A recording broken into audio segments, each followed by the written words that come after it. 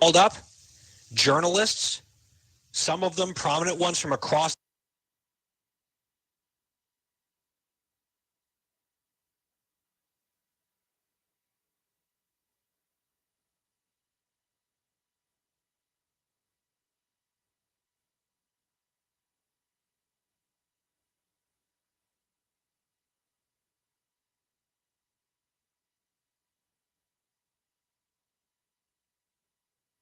indistinguishable from the woke crap they're used to caving to.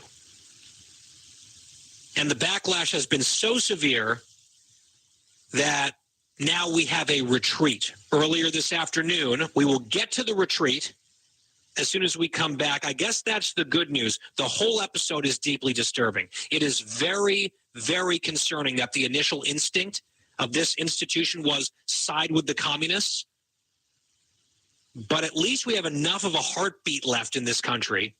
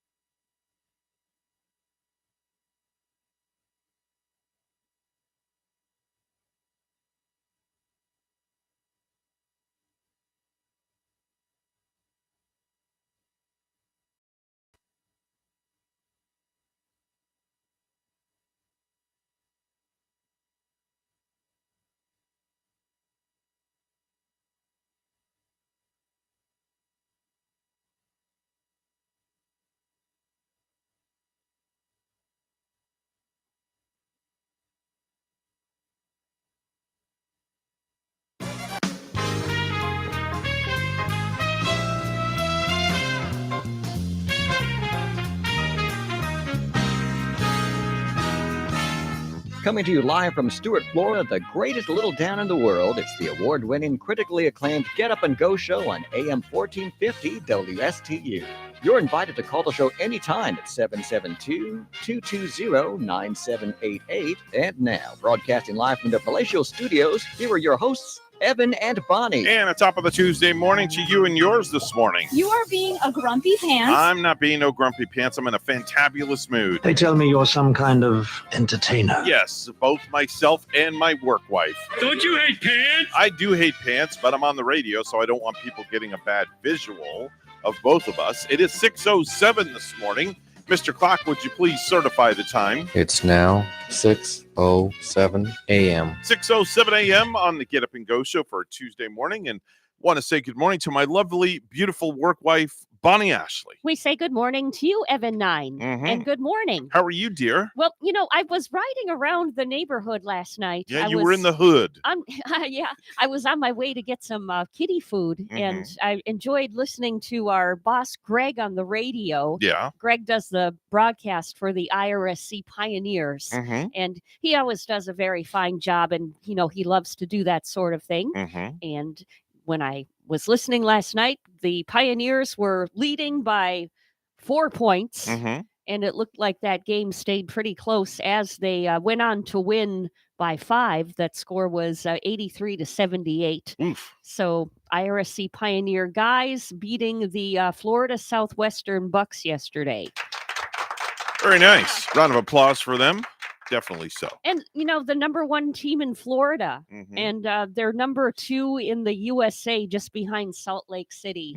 So, wow, if you could, you know, catch one of these games, I'm sure they would be something to see. Okay. I was listening to Cliff Desmond, too. I think it was just a few days ago. It was late last week, and Cliff was on his swap shop saying, I know some basketball players are coming in the building.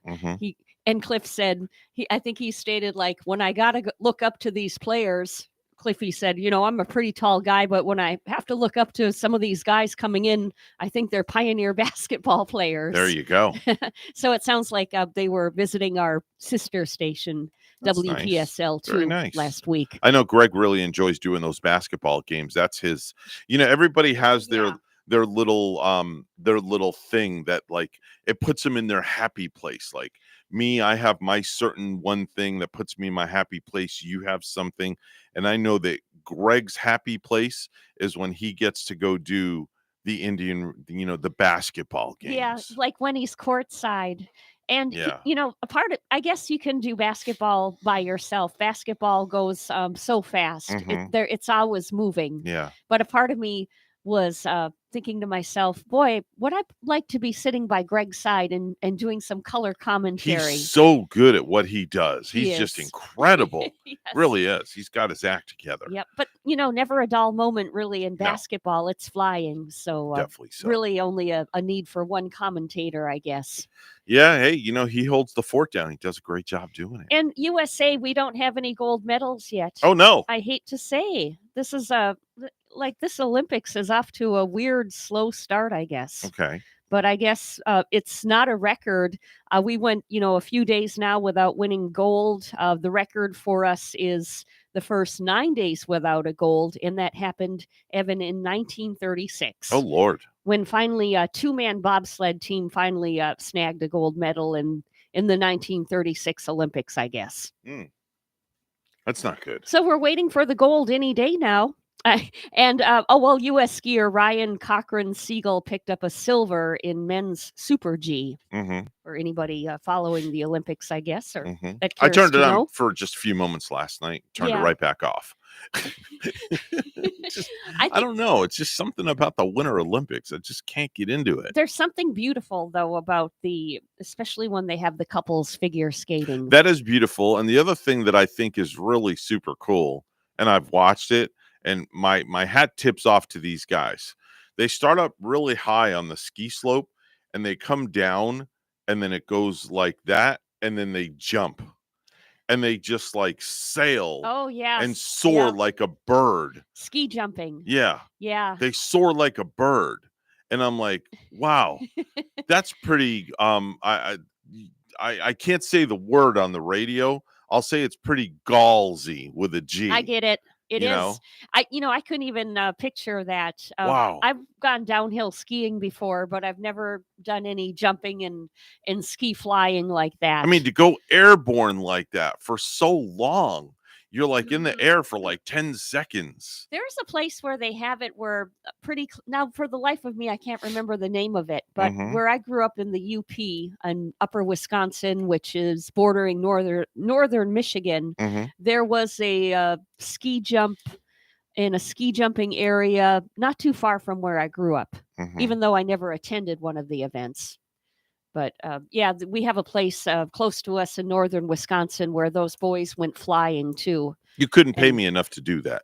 I'd be afraid I'd throw a hip once I land or me something. neither. I had a wicked dream last night, by the way. This Yeah. is very strange. You're going to laugh and you probably fall out of your chair when I Oh tell my. you this one. So I dreamt that I got up in the middle of the night, and for some reason, underneath my air conditioner, there was a small little crawl space that had dirt in it. Okay, dirt. So I got the vacuum cleaner, and at 3 in the morning, I decided that I wanted to clean the dirt out. Now, it was a combination of Okay. Kaya's hair, pieces of cardboard, and just all sorts of other crap. Mhm. Okay. So as I'm cleaning and sucking everything out, the cardboard gets stuck in the vacuum and it clogs up the vacuum. Now, I can't figure out for the life of me why it did that. So I go in the garage, and this is not true that it happened. This is a dream. Maybe you were sleepwalking and you I really don't did go know. into the garage. Well, there's no crawl space underneath my air conditioner. So I get out this long flathead screwdriver and try to jam it down in the vacuum to free up the hose. And the Yeah. handle broke off the screwdriver. Oh, you were just having a bad night. That's Well, it was like a having a bad bad day. nightmare. It was a bad nightmare. So now I'm stuck with a handle in one hand, and the metal portion of the screwdriver is jammed all the way down in the vacuum hose. And then I woke up. That's a very strange I told dream you. to See, I have. told you it was weird. And it's kind of weird that you would even remember that because it Yeah. seems kind of it in a sense of things insignificant. Yeah. Like it's kind of like a who cares kind of dream. So it's kind of like weird that you even remembered it. Mm-hmm. Do you ever dream of people and strangers? Do you dream of All the time. You do? It happens all the time. I used to have these dreams. I think we've discussed this before. I used to have these dreams that I thought I was flying. Mm-hmm. Honestly, I could take off and flap my arms and I was like flying. Mm-hmm. And it was the most amazing feeling. Yeah, yeah. And I haven't had dreams like that in like forever. And now you wish you could I have wish a I dream could. like that I again. wish I could have a dream because it was really cool. Like I didn't have a care in the world and I was just like floating on cloud 9. No pun intended. Yeah. But the reason I brought up, I asked you if you ever dream of strangers. I Mhm. think I read somewhere before that when you do dream of strangers, they could be angels that are coming to visit you and look over you. I never thought of that. Yeah. Never thought of that before. Because why would you? I mean, I've dreamt of strangers before too, and it's a strange occurrence. Mhm. When you do, and why would you do that? And these people you've never seen, and yeah, Let me ask you a question. Mhm. Does and this kind of it goes with what we're talking about, but it doesn't. But have your cats ever stared at the ceiling or just like the wall Oh, all the for time. like long periods of time? All the time they do. Kaya does that. Mhm. It's weird. She'll like go in the corner and she'll just look up in the corner and there's nothing there. Maybe they're seeing a bug or a fly on the wall or Nothing. something. There's nothing. Yeah. And I'll try to like go like that. And Mhm. she's zoned in on that corner. It's weird. It's like a spirit or something. They might, they might be seeing spirits. A couple of years ago when my mom passed away, Mhm.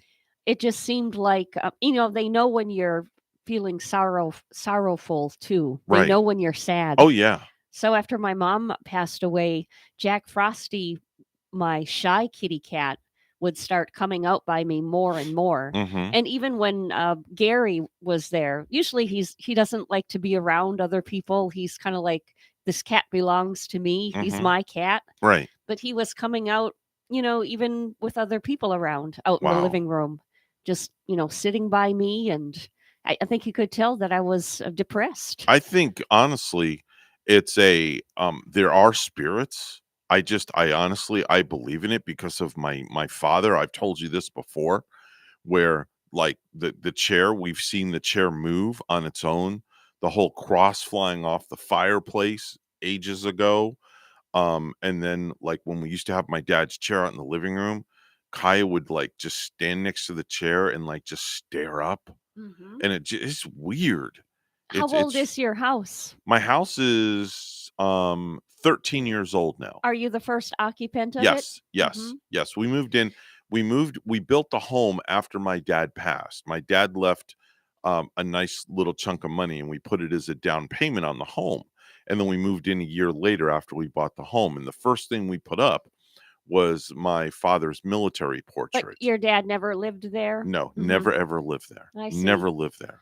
I believe too that when you dream of the deceased, like Mhm. if I have a dream of my mother or my Yeah. father, Yeah. I truly believe that is them reaching me from the other side. Yeah, I agree, Yeah. 150%, and I've experienced that too, where I've had thoughts and I'll wake up like out of like, "Whoa, what was that?" I'm like, "Oh crap, what's going on?" And then you get goosebumps. It's like, "Drop and give me 20." I'm like, "My dad's barking orders like he's in the military again."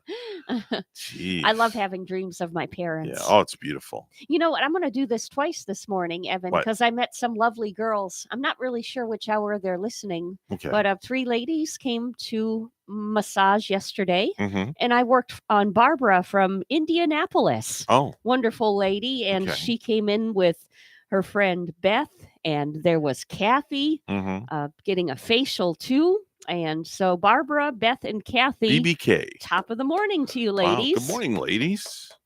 Excellent, very And good. glad to have you, tuning in this I broadcast. thought you were gonna say that, you worked on all 3 of them at the same time. I'm like, "Wow, how do you do that? Sometimes, Arm and a leg or something?" don't you wish you had don't you wish you were like an octopus sometime Sometimes. and had like 8 arms I and 8 do. hands? I do at times, especially not here, but especially, like, over at the stadium when I'm, like, we're in game day mode or something like that. Oh yeah. I wish I had, like, more than 2 arms and 2 hands. 'Cause, man, it's brutal Yeah, up to there carry up all of sometimes. those beers to the fans, right? Oh, man. The beer guy is another guy that wishes he probably I was an bet he does. octopus. And yeah, when I used to deliver pizza Mhm. delivery, I wish, certainly wish I was an octopus then too. Mm, And when I'm definitely. cleaning, at home cleaning, Mm, don't you wish you could do like just 7 things at once to get mhm, her done in mhm. one half hour? It's not going to happen. No, it just won't. You need 6 arms, 10 legs, 4 eyes, 2 mouths, and 5 noses. And then it's like Groundhog Day because 3 days later you're cleaning it all again. Ugh. It's Groundhog Day. It just repeats. It never ends. I feel your pain, trust me. 6:20 on the Get Up and Go show with Evan and Bonnie. Thanks so much for listening in this morning. It's time for news, and let's go right to the news desk where Bonnie's standing by with the morning headlines. Good morning, Miss Bonnie. Good morning, Evan. There's good news regarding COVID in Florida. The U.S. Department of Health and Human Services is reporting just over 7,300 people are in Florida hospitals with the virus. That's down from 9,000 the week prior. A bipartisan group of lawmakers held a moment of silence for the 900,000 people in the U.S. who died from COVID-19 complications. Led by House Speaker Nancy Pelosi, the lawmakers stood at the steps of the Capitol on Monday night. They were surrounded by a choir that sang "God Bless America." The U.S. surpassed 900,000 COVID-19 deaths on Friday, according to Johns Hopkins University. The Centers for Disease Control says the country is averaging more than 2,000 deaths a day. However, this is hope that the worst may be over. Data from the CDC shows a sharp decline in cases since the peak in early January. A major downtown Fort Pierce development has overcome its final hurdle to break ground. WPTV's Megan McRoberts with details. Overall, now parts of the project will be about 3 stories higher than originally planned, which some locals feared might hurt the small town feel of the downtown Fort Pierce area. But there are some downtown business owners looking forward to the promise of more visitors and potential customers. Located right in the heart of downtown Fort Pierce. I love being in Fort Pierce. Florida Hemp Collective co-owner Tim Gunther has never felt better about opening shop here. I think Fort Pierce has been this gem that no one's really discovered. Soon, the King's Landing development will begin breaking ground just a couple of blocks from his store. A project he says will put downtown Fort Pierce and maybe even his products on the map. CBD, hemp, flower, we've got hemp clothing. King's Landing is a nearly $145 million development with shops, restaurants, 114 homes, and a 140-room hotel. And I'm sure there's going to be a lot of new customers that we're going to have. They're going to come here and get their daily dose of CBD. Monday, overcoming its final obstacle for construction, the approval for 3 additional stories to bring in a Marriott Autograph Collection hotel. Now 8 stories. The first time it was 5 stories. The additional stories critical for attracting the hotel. The residential buildings will also climb from 8 to now 10 stories with an 11th floor rooftop bar. It's going to be very lush. Dale Madison is the president of Audubon Development heading up the project. He says the additional height stirred up some concern that the local feel of the project could be lost. All our restaurants are local, all the bars are local, and so the charm really comes from who fills the building. The height thing didn't bother me at all. Gunther confident Fort Pierce won't lose its local feel. It's a necessary change for this area, but stand to attract more people to take in its charm. And the president of the Audubon Development said that we could start to see foundation work begin out on the property within the next 60 days or so. In Fort Pierce, I'm Megan McRoberts. Back to you. Thank you, Megan. Gas prices are still on the rise in Florida, jumping another 12 cents last week to the highest daily average in almost 8 years. And AAA's Mark Jenkins says it's hard to tell when prices might drop. There remains a lot of concern about global supplies, especially when it relates to the potential situation with Russia and Ukraine and whether that could lead to sanctions. So there's just a lot of uncertainty. The current statewide average gas price is $3.47 a gallon. A Treasure Coast couple is working to make a difference when it comes to senseless deaths on the road. A year after their daughter was killed in a head-on collision on Super Bowl Sunday 2021. WPTV's John Shaman has more. Looking east. Timothy and Melanie Trewin have come to Old Fort Park in Fort Pierce Monday, not for the view. It's hard to believe she's gone. Doesn't feel like it's been a year, no. But to review what they've gone through in the past year. Their adopted daughter, Claudia, 32, married, with an 11-month-old at the time, was heading north on Indian River Drive just before the park entrance on February 7th, 2021. Was on her way to pick up a pizza for her family, and she never made it. Claudia was struck head-on by a suspected drunk driver, 19-year-old Ryan Hester, the son of the St. Lucie County Chief Deputy. I want to wake up. And oh, there she is. It was a bad dream. And it's not a bad dream. For this retired teacher, a lesson in grief she did not want to learn, but one she now shares with others. We want to use our remembrance to help change the culture. So now the couple, working with the Fort Pierce Driving, is building support for a future memorial at the park of drinking and driving. The Trewins don't want it to be a distraction for drivers, but a visible reminder that something happened here. And the things that happen are people's lives get cut short. Working under the banner Remember for Change, they also plan to pass out coasters to local establishments that remind people at the same time, reminding the couple to keep moving forward. We don't want to feel helpless. That's when people get depressed, is when they feel helpless. This is the ministry, but it's certainly not one I would have chosen. In St. Lucie County, John Shaman, WPTV. News Channel 5. Well, lastly, Florida Democrats are announcing an effort to boost registration numbers. $2.5 million is coming from the donor organization and Florida Alliance and will be coordinated through the state Democratic Party. They're pushing to sign up hundreds of thousands of Democrats in time to vote in the November elections.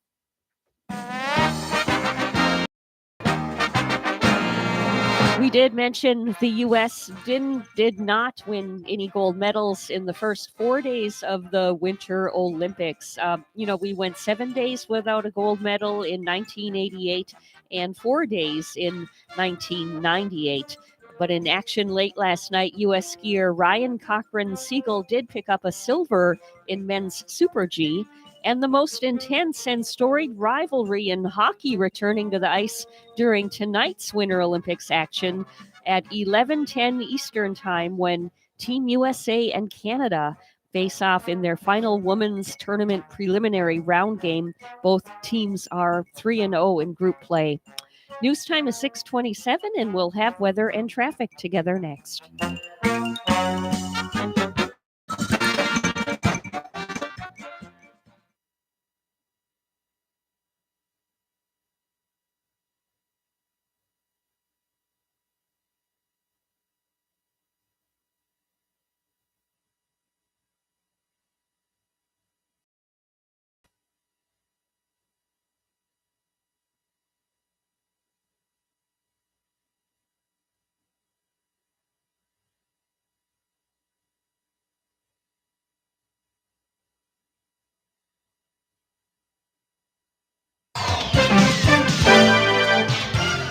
$6:28, the time right now on the Get Up and Go show with Evan and Bonnie. It's the Tuesday morning edition. It's time for traffic and weather together. Bonnie, how's it looking outside? We did have a bad accident earlier this morning in Fort Pierce. There was a fatality at 5006 Fort Pierce Boulevard and James Road in Fort Pierce.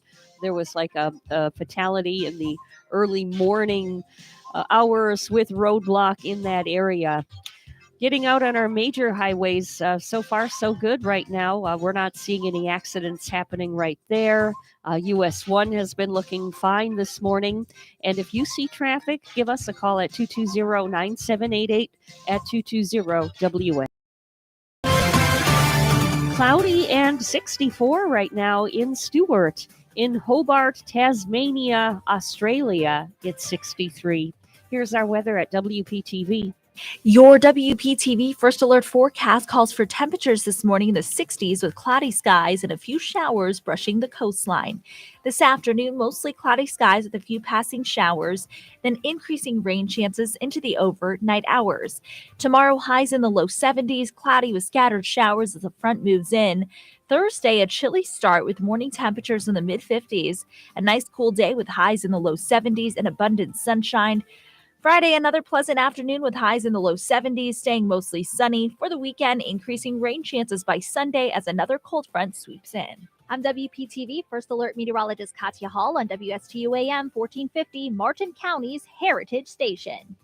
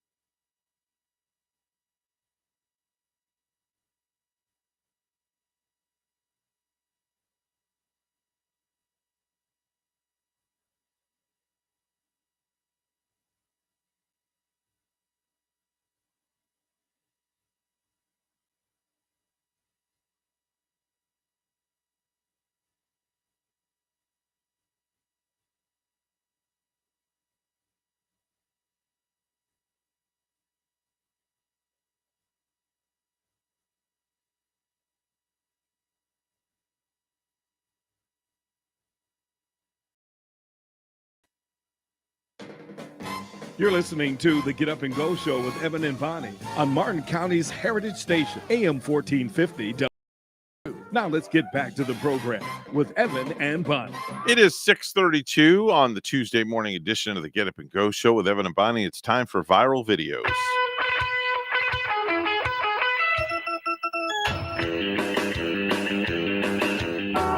I found 2 this morning. 2. Only 2. 1, 2 for me and you. See the way I did that? Okay. I'm a poet and I didn't know it. Wow. The first one is a chimp. Yes, a chimpanzee in China. There's a video of this chimp using toenail clippers to cut his nails. Oh, I love it. Bonnie, this is the cutest thing. Here, look. Here's the video. You hear a little background noise there. Look. Look at the chimp.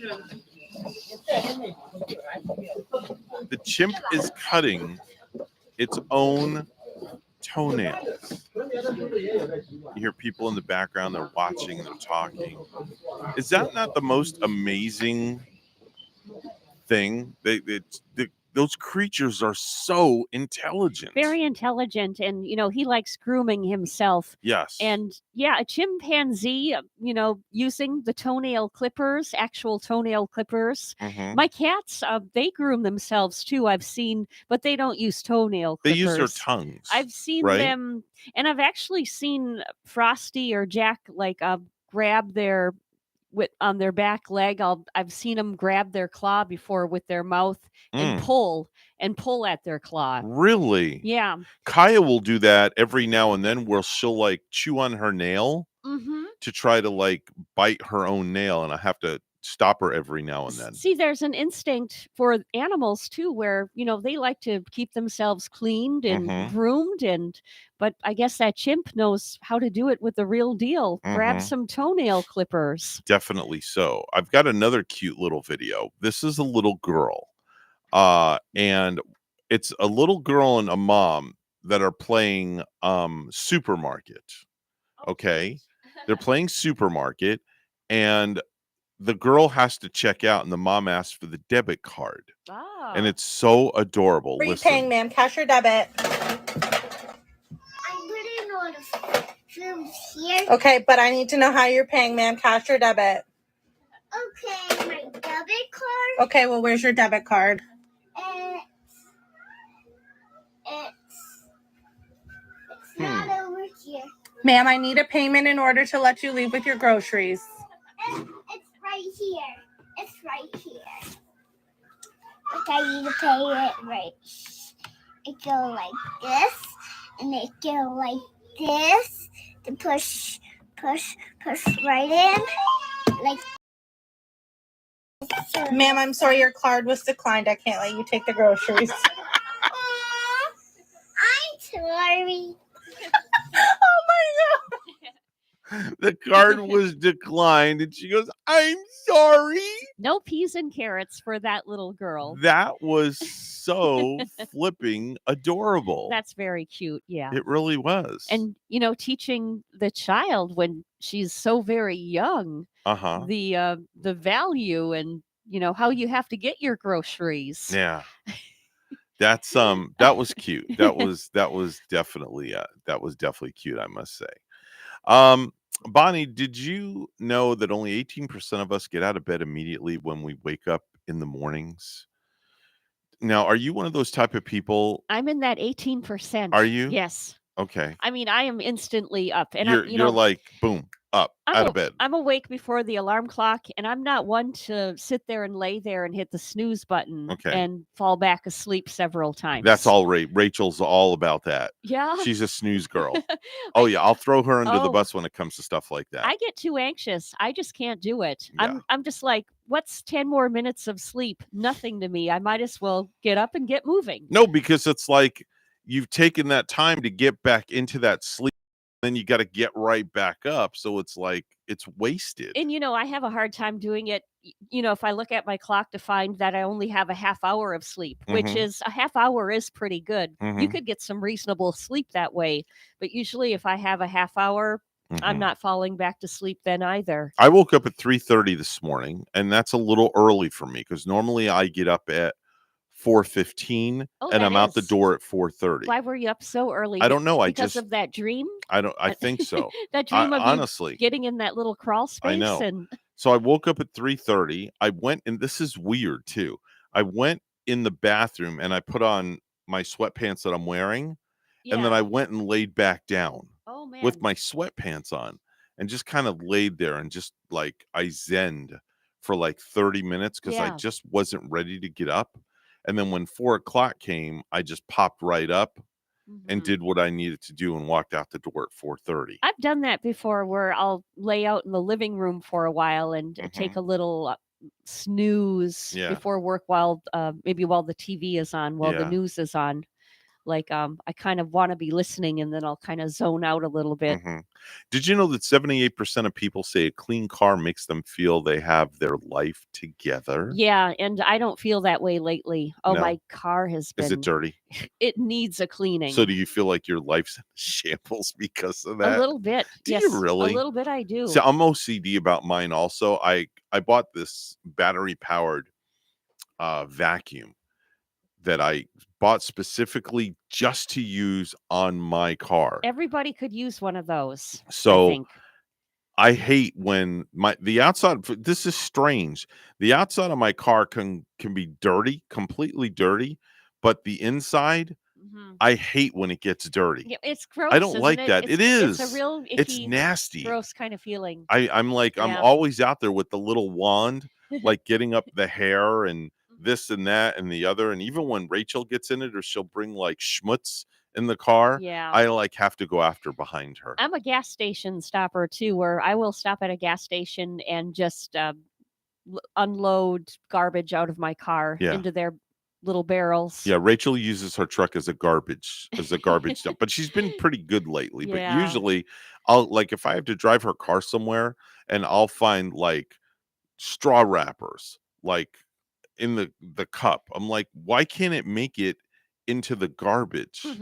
I've been Just lazy. little things like my that. winter coat, my beige winter coat has been hanging out in my back seat for the last week or two now. And I'm upset with myself about that because every time I get in and out of the vehicle, I'm like, Bonnie, why didn't you bring that coat in yet? What's wrong with you? That little voice is saying, you've been lazy. Get to work. There's that little man on your shoulder. There is. Yes, telling you to get it done. But it's a good thing. It's a good thing sometime to have that little man on your shoulder. Did you know in the past year, 48% of women and 6% of men have cried after stubbing their toe? Have you ever stubbed your toe? I did. I stubbed my toe just last night. Has it ever put you in tears? Yeah. Especially that little pinky toe. The Mhm. pinky is the most painful toe to stub. I would have Literally. to agree. Yeah. Literally. I think that's probably, I wonder what the most common toe is that you stub. Is it your big toe or is it your pinky toe? I don't know, but I just got a pain in my foot when I said that for some reason. Just the thought of it. I know, just thought of it. I stubbed mine just last night. And in fact, Gary heard me and he's like, what's wrong? I stubbed my toe. Are you all right? Are you one of those people that like when you stub your toe, the potty mouth comes out every now and then? Like a curse word or two? It didn't last night. No? No. But does that ever happen to you though? I'm bad about that. I'm sure it has. Yeah, I'm bad about that. Oh, yeah. I'll start like the curse words have come out like, say, if I'm out in the yard trying to do something like leveling that pool. Leveling the pool. It was with my summer waves pool a while back, putting in the filter pump on that, getting that together. And yeah, I think the neighbors heard me cuss a couple of times. They were looking over like, who's that? Is that really her? And then the wind will take that cuss and it'll travel. It'll travel with the wind. Yes, 7 houses down. You could hear me all the way over by where you live on Becker. Oh wow, that bad. Wind. Okay. It's loud enough All and right. the wind carries it. Did you know that nearly 8 out of 10 kids, I'm guilty of this, I'll admit it. Nearly 8 out of 10 kids lie about brushing their teeth. I was so bad about that when I was a child. Yeah. Were you now? My parents would always, I'm like, okay, I'm going to do it now. And I'd shut the door. I'd run the water Mhm. and I'd wet the toothbrush, and then I'd come out and I didn't brush, and my parents would go behind me to check, and they felt the toothbrush if it was wet, yeah. and I made sure the toothbrush was wet. You didn't like the taste of the I toothpaste or didn't. It was something? nasty. Yeah? It was nasty. Did you know the world has around 200 countries and more than 7.5 billion people? Wow, that's an interesting stat. That is over 200 countries in the world, right? Mhm. I bet there's a few of those like little bitty countries we've never even heard of, Mhm. you know? Yeah. There's countries, I'm sure there's countries that I've never heard of I know. that are in the world. I know. Did you know that almost 3 out of 4 people wish they had enough money to hire someone to clean for them once a week? Once I yeah. wish I could afford a maid. My daughter has a maid come in once a week down in West Palm where she lives. Once a week. Wow. Once, I think once a week or once every 2 weeks. Mhm. She comes in and does deep cleaning for her. I could use it just even once a month would be helpful. I would you take know. once a month in a heartbeat. Maybe that's something I'm gonna look into putting that into my budget. Like Yeah. have a once a month, like a deep cleaning. That's a good idea. I like that. Uh-huh. Once a month. Kind of like, having somebody detail your car once a month. Right. I Because I know. don't have time to get into like the bathroom and the shower and Yeah. scrub the scum off the walls and this and that and the other stuff where, I did that in one of our showers just not too long ago. oh, I don't have time for that. Yeah. Did you know a cell phone charger is the number one item left behind in hotel rooms? I've I done would it. agree with that. Have you done I'm it guilty. before? Yeah, I'm guilty of it. Yeah. Guilty of I it. think mine stayed at Whitecap up in Wisconsin, but Mhm. the fortunate thing was I got a room the following night, and it was the same room with my Mhm. charger just so happened to be in it, and Mhm. it stayed there.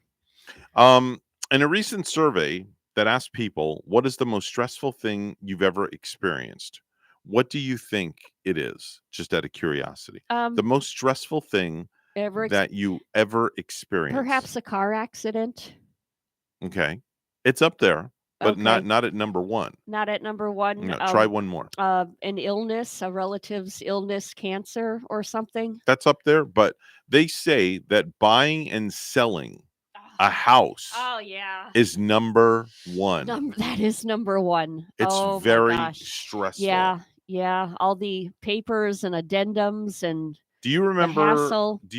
buying your first home? I sure do. Was it down here or up in Wisconsin? It was here. Okay. Mhm. Is And it the house you live in currently? Nope. Different I one? had one prior, but Okay. it was stressful Right? upon buying. It's like closing cost. What's this cost? What does that cost? Yeah, but Why do I have to pay this? we had a terrific realtor, Sharon. Hi, Mhm. Sharon. She's still in the area, but Mhm. she was amazing. She made Mhm. it easier for us. Did she?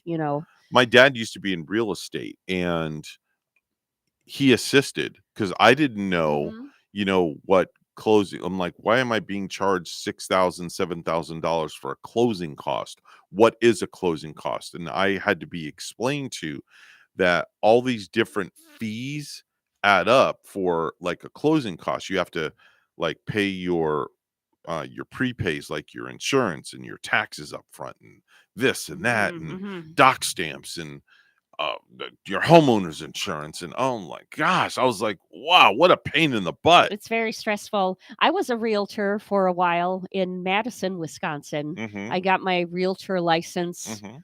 I was with Century 21. Oh, that's a great firm. Yeah. They're all over. They're nationally known. We had a lot of people. We went to the meetings in Madison headquarters, and there were like a lot of realtors that came to those meetings. How did you like being in the real estate field selling? Because that's a commission-based position, isn't it, Bonnie? It's commission, yeah, Mhm. and very stressful. And I Mhm. was trying to be a buyer's agent, Mhm. where if somebody was buying, I would want to get them to sign with me right away, so I Mhm. would be their exclusive agent Right. as they were buying. I did get one house up for sale where I was the seller's agent, Mhm. but I'll tell you what, that was one of the most stressful things because Mhm. I had like maybe 8 or 9 little things that I was trying to make come together. Mhm. But in a period of time, everything could fall apart all at once. Like, okay, prime example.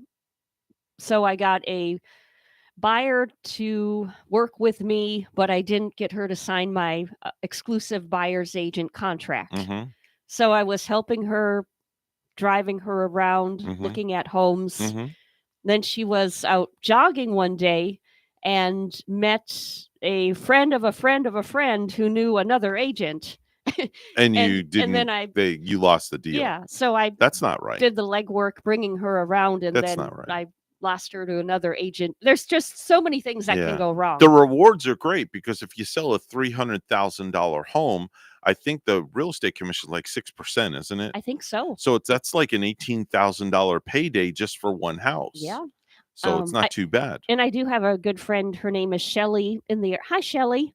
And she's been quite successful too in the past. You know, I like to hear from her every now and then when, you know, she tells me that she sold a home. Yeah. And they say right now it's a seller's market because the values are way up. It sure is. But if you sell, to buy is going to cost you an arm and a leg now because the prices are so high. I know, it's just like me and Gary were talking, you know, like the value of our home is skyrocketed. So way up. But then you sell the home and then you'll have to buy another home. Yeah, what do you do? And how much is that home going to be? You're going to spend just as much money is what you're going to do. 6:48 is the time right now on the Get Up and Go show with Evan and Bonnie. It's time for news brought to you by St. Lucie Jewelry and Coin. Bonnie standing by with the morning headlines. Good morning, Miss Bonnie. Good morning, Evan. An investigation is underway after a woman fell to her death from a drawbridge that links Palm Beach to West Palm Beach. West Palm Beach police say the victim was walking her bicycle across the Royal Park Bridge when it started going up. She was about 10 feet away from finishing the span.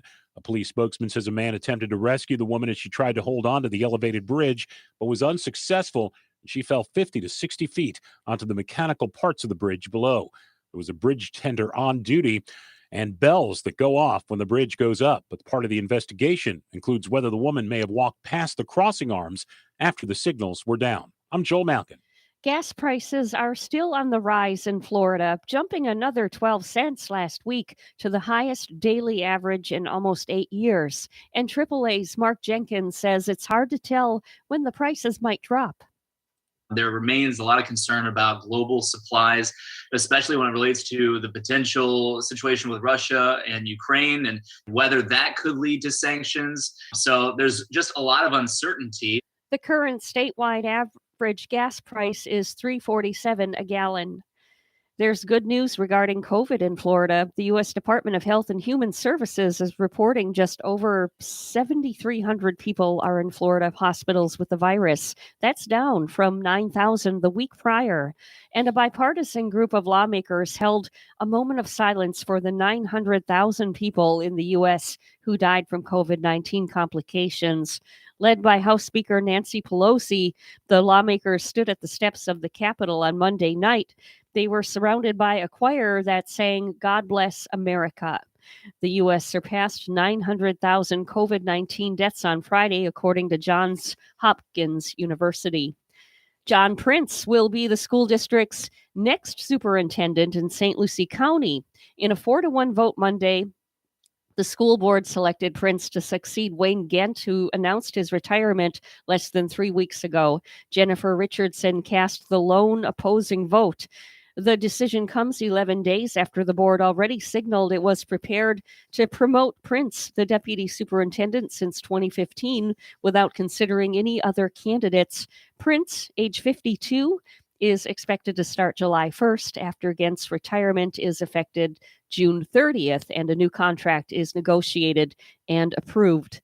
Space startup Astra says it's conducting a thorough review of what caused yesterday afternoon's last-second scrub of a rocket launch at Cape Canaveral Space Force Station.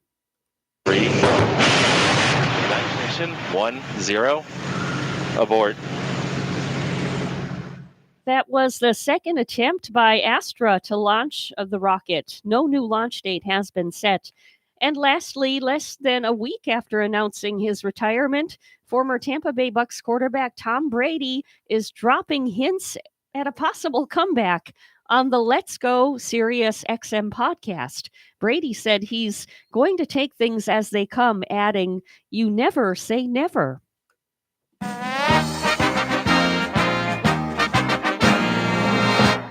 IRSC basketball, they are amazing. Now, the Spotlight game of Florida was played before packed stands, which included a bevy of NCAA Division I coaches.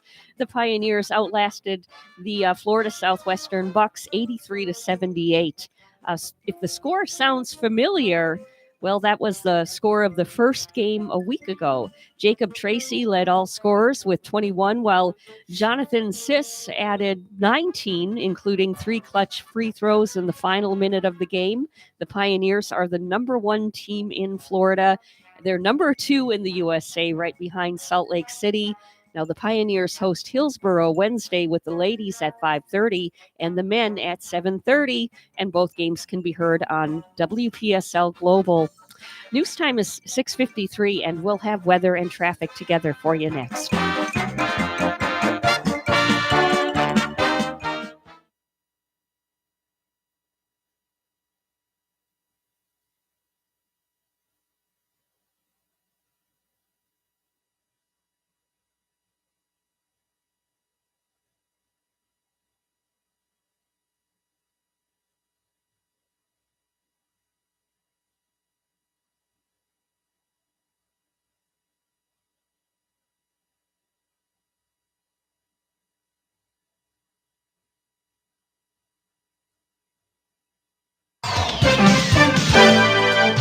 $6:53 right now on the Get Up and Go show with Evan and Bonnie. It's time for traffic and weather together. Bonnie, what's going on? Well, on I-95 southbound right now in Port St. Lucie, we're seeing a traffic accident causing backup and roadblock. This is at I-95 southbound at mile marker 118 in Port St. Lucie, and even the exit ramp there blocked due to the crash.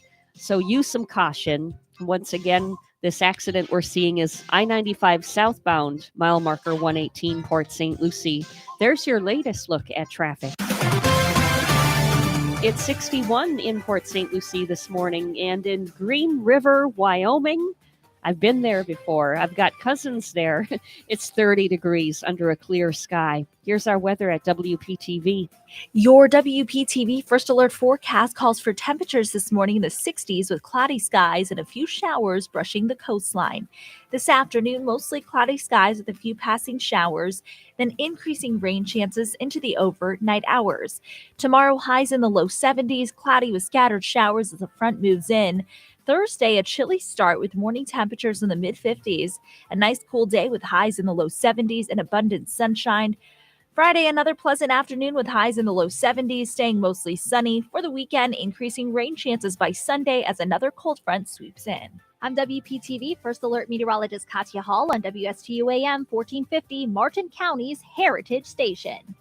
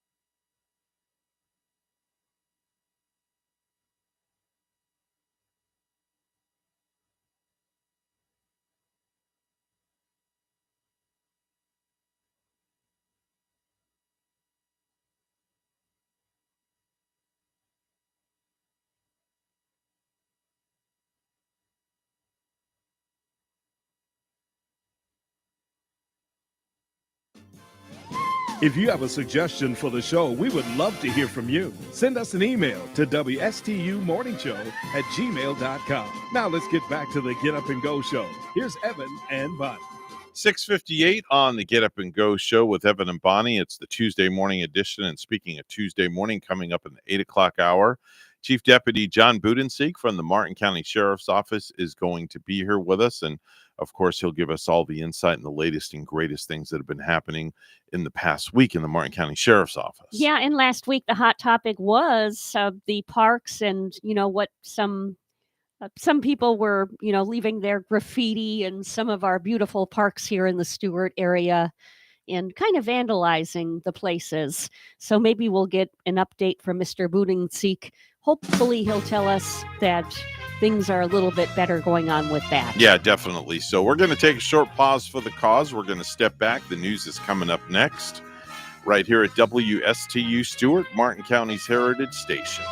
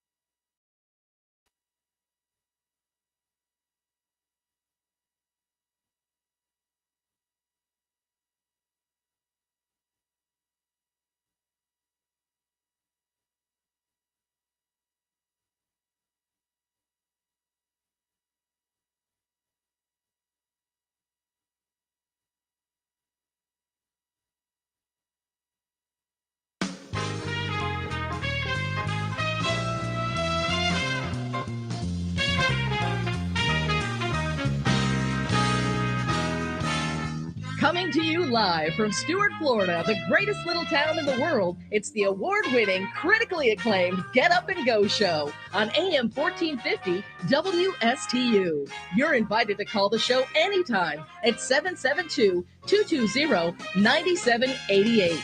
And now, broadcasting live from their palatial studios, here are your hosts, Evan and Bonnie. That's right. It's the Tuesday morning edition of the program just for you. Imagine a cooking show with puppets, and you'll have the wrong idea. Well, I don't know about that, but maybe a cooking show with real people. Is that apple pie I smell? Yes, it's apple pie. It's right next to me. I need coffee, extra strong. That's something that Bonnie needs. Coffee, extra strong. It's 7:08 this morning. Mr. Clock, would you certify? It's now 7:08 a.m. That's right. Bonnie drinks her coffee, high-octane, straight black coffee. And I picked the right coffee too this morning, Did Evan. you? This is like a black, rich Colombian coffee that I got at the Circle K in Port St. Lucie this morning. Okay. And I want to say hi to our friend Andy, who listens to us occasionally on this radio. Very, very nice. All right. Good morning to you, Andy, and thank you for filling up Bonnie's empty gas tank every single morning with that high-octane coffee. That's right. And Andy's always smiling and friendly. That fella kind of makes your morning. All right. When you walk in. We Love it. appreciate him. Love it. He's a happy camper, without a doubt. Let's do some birthdays.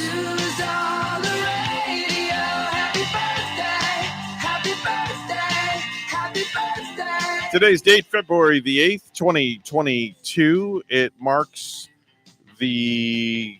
Give me a minute. I'm going to figure it out. 31, 32, 33, 34. It's the 39th day of the new year. It took me a minute to figure that out. Oh, really? It is? Yes. Oh, wow. Because 31 days are in January, and this Okay. is the 8th day of February. So 8 and 31 makes 39. Now, when you're saying we're 39 days into it, Yeah. that doesn't seem so extreme. No. But I hear people telling me it seems more extreme when they're saying, like, wow, we're already in February and I missed January because January went by so fast. When you say it is 39 days, Right.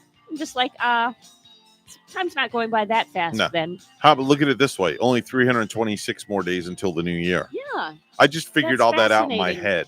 I just was like adding math together. You're good with the math. I try. I must tell I you. try.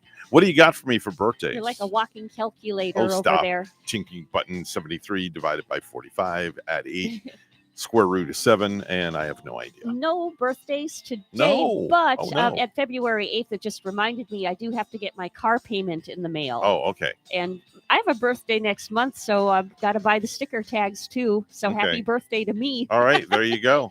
You and I Those- both. Those presents come around. The and big then 6'2" you- for me and the big then- 21 for you then you because gotta- nobody knows your age. You got to take care of those car That's right. details. That's right. Which I took care of already. Good, so. good. Excellent. Julio Jones, the Atlanta Falcons wide receiver, is 33 years old today. Oh yeah, yeah. Um, We talked about him a lot this sports season. Julio. Cicely Strong is 38. That's Melania Trump on Saturday Night Live. That's who plays Melania Trump. I've never seen that yet. I just don't stay up late enough to watch Saturday night. But I guess if I really want to see it, there's no excuse because there's YouTube now. What's her name? Cicely Strong. Cicely Strong. I'm going to look for her playing. Is it Melania Trump? Melania Trump on Saturday Night Live. I got to look for that. Let me see. Hold on. I actually, there's something. Oh, wait, that's the wrong video. Sorry about that. I do have her playing Melania Trump. I did find it on video here. A message from Donald and Melania Trump. Here we go. So here they are right there. Ask and you shall receive. Good evening. As the man who's almost certainly your next president, I wanted to give you a chance to get to know the real Donald. Now, you're probably looking at this lovely woman here and thinking, whoa, who's this? Another bangable daughter? Actually, it's my beautiful wife, Melania. Hello. She's great, just great. Welcome to our humble gold house. Okay, so she's got the accent down, so she's pretty good, not too bad. Yeah, I think she does very well. Actually, I think she has her down pretty much to a T, and they certainly look like Donald and Melania. Yeah, he's got the hair going on. Yeah, I think they do a pretty neat job. That's funny. Dawn Oliveri is 41 years old today. That's Monica Talbot on House of Lives. William Jackson Harper's 42. That's Chitty on The Good Place. That's Chidi. I'm not cursing on the air. Chitty, yes. Yeah, I'm not cursing on the air. Chitty so on The worry. Good Place. Yes. Seth Green, 48, co-creator of Robot Chicken. The Big Show from the WWE is 50 years old today, 7 foot 4 inches tall. Stephanie Courtney is 52. That's Flo with the Progressive Insurance commercials. That's her real name. Oh, well, what's her real name? Stephanie Courtney. I would love to get her on the radio. I love Flo. And how old is Flo today? She is, let me look again. She is 52. But she really does not look it. She really got a good deal when she became Flo in those ads. And she's been doing it for like a good long time now. Forever. And it seems, right? Mm-hmm. Yeah. And now they brought in some other characters. Oh, there's the fella in the ad that's really funny. Mm-hmm. For the life of me, I can see the guy, but I can't think of his name, but he has some funny parts. Mm-hmm. And then there's a whole cast of characters where I see them in one commercial where they're all out at the beach and they can't stop talking about insurance, or Flo can't anyway. 52 today, huh? 52, yes. Vince Neil from Motley Crue, 61 years old today.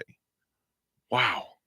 Can't believe that one. He's in a fight with someone lately, isn't he? Yes, he is, and I can't think of who it is. So it's Motley Crue, and trying to think of let's see if I can find it. There's a band who Motley Crue has been fighting with, and I think it's Eddie Vedder. Yes, there you go. Oh no, I'm thinking of Eddie Vedder and Nikki Sixx. Mm-hmm. And who did you say is celebrating? Vince Neil is? Vince Neil from Motley Crue, 61 years old today.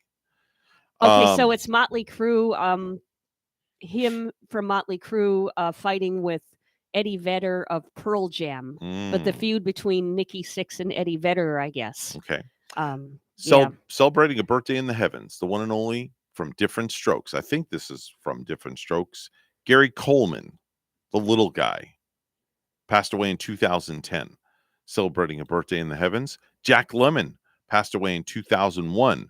Celebrating a birthday in the heavens. James Dean, celebrating a birthday in the heavens as well. Bonnie. Did you ever see a streetcar? Was he in a streetcar named Desire? No, Rebel Without a Cause. Mm-hmm. I saw him in Rebel Without a Cause. Mm-hmm. Man, was that a good movie? I'm sure it was. And, I love the vintage posters and the pictures you see with James Dean and Marilyn and Elvis Presley all hanging out, like in the pool room or sitting at the bar playing pool together. Right. Those are some classic photos. Let's rewind the clock a little bit, Bonnie, and let's go back in the day if we could. Boy Scouts of was founded in 1910 on this date. So 112 years, Boy Scouts has been around. And, did you ever wonder, Evan, why there are Girl Scout cookies and not Boy Scout cookies? That's actually a really good question. Right. Because why? The Girl Scouts, they raise their money with the Girl Scout cookies. I wonder how the Boy Scouts, I wonder how they, raise theirs. I would really like to know an answer. I demand an answer for that one. Yeah, I'm not really sure. Have you ever been a Boy Scout? No.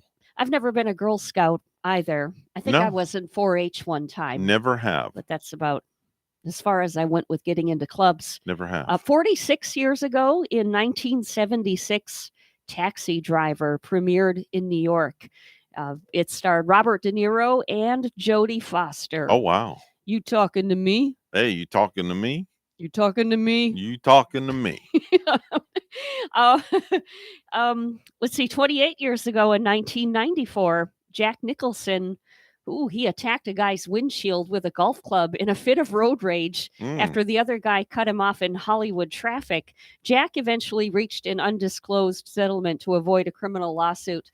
Could you imagine getting into a scuffle with the likes of Jack Nicholson when you're out on the roadway? How scary that would be. Yeah, especially if it was dressed up in the Joker costume.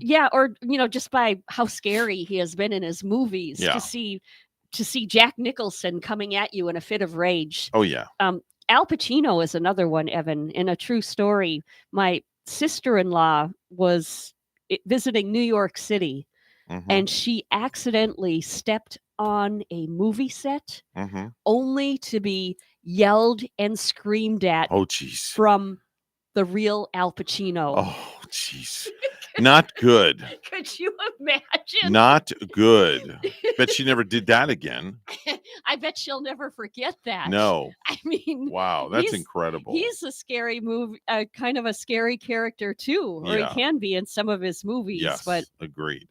and let's see, we'll do a music one. 13 years ago in 2009, Adele was Best New Artist at the 51st Grammy Awards. That year, Robert Plant and Alison Krauss won Album of the Year for Raising Sand, and Jennifer Hudson's self-titled disc was the Best R&B album in 2009. Wow. That's a look at back in the day. Bonnie, today is National... Wait a minute, I got to refresh this because that was yesterday. Sorry, I was on the wrong day. Here we go. It's Extraterrestrial Culture Day. Have you ever wondered about the lives that may exist in other galaxies? Well, if you're a science geek and you like science and things like that, well, today is a day for you as it's Extraterrestrial Culture Day. That's pretty awesome. Here's another one. Laugh and Get Rich Day. Yes, we should all laugh and hope to get rich one day. Definitely so. It's National Kite Flying Day. So you know the expression, hey, go fly a kite. Yes. Well, now it comes true. You should get a kite and fly a kite. We bought one for Jaden for, was it Christmas or his birthday one year? When we Gary got that thing pretty well on up into the air. They're fun. Today is a really cool day. It's National Propose Day in India. In India, yes. Propose Day in India is celebrated on February the 8th. Propose Day is usually the second day of Valentine's Week and a day after Rose Day. Although Valentine's Day is observed all around the world on the 14th, Propose Day is celebrated as a day in Valentine's Week. It is a day to pop the question to your better half and show them your unconditional love. The holiday, of course, is celebrated in India, and numerous couples, prospective, old and new, take the opportunity to propose and renew their proposal, especially using roses. Some might propose by leaving that diamond ring in foods. I have heard of that. And it looks like the best place, the most popular place that people leave that engagement ring is in somebody's pizza. What? When someone asked 2,000 Americans to name the best foods to hide a ring in, and pizza got the most votes, I guess. Are you serious? I thought it was ice cream because, the girl is eating an ice cream sundae with her spoon and the ice cream tastes sweet. Yeah, I thought it would be ice cream. And, that didn't even make the list. It was pizza, followed by putting the diamond ring in a salad. What? A burger or sandwich, which seems risky. Do people not realize that you can literally break a tooth? Yeah. By doing this? Soup was on the list, but the ring could stay on the bottom and she might not see it. And seafood, because a ring that smells like fish is pretty romantic. Oh, that is so disgusting. That is so disgusting. Like I want to walk around with my finger smelling like salmon or red snapper. That is so gross. Yuck. 7:21 on a salmon ring finger filled morning. It's time for news. Let's go to the news desk where Bonnie is standing by at a salmon free desk. Good morning, Bonnie. Good morning, Evan. And we mentioned this earlier that less than a week after announcing his retirement, former Tampa Bay Bucks quarterback Tom Brady is dropping hints at a possible comeback. On the Let's Go Sirius XM podcast, Brady said he's going to take things as they come, adding, "You never say never." A Treasure Coast couple is working to make a difference when it comes to senseless deaths on the road. A year after their daughter was killed in a head-on collision on Super Bowl Sunday 2021. WPTV's John Shaman has more. Looking east. Timothy and Melanie Trewin have come to Old Fort Park in Fort Pierce Monday, not for the view. It's hard to believe she's gone. Doesn't feel like it's been a year, no. But to review what they've gone through in the past year. Their adopted daughter, Claudia, 32, married, with an 11-month-old at the time, was heading north on Indian River Drive just before the park entrance on February 7th, 2021. Was on her way to pick up a pizza for her family, and she never made it. Claudia was struck head-on by a suspected drunk driver, 19-year-old Ryan Hester, the son of the St. Lucie County Chief Deputy. I want to wake up and, oh, there she is. It was a bad dream. And it's not a bad dream. For this retired teacher, a lesson in grief she did not want to learn, but one she now shares with others. We want to use our remembrance to help change the culture. So now, the couple, working with the Fort Pierce Lions Club and Mothers Against Drunk Driving, is building support for a future memorial at the park for all victims of drinking and driving.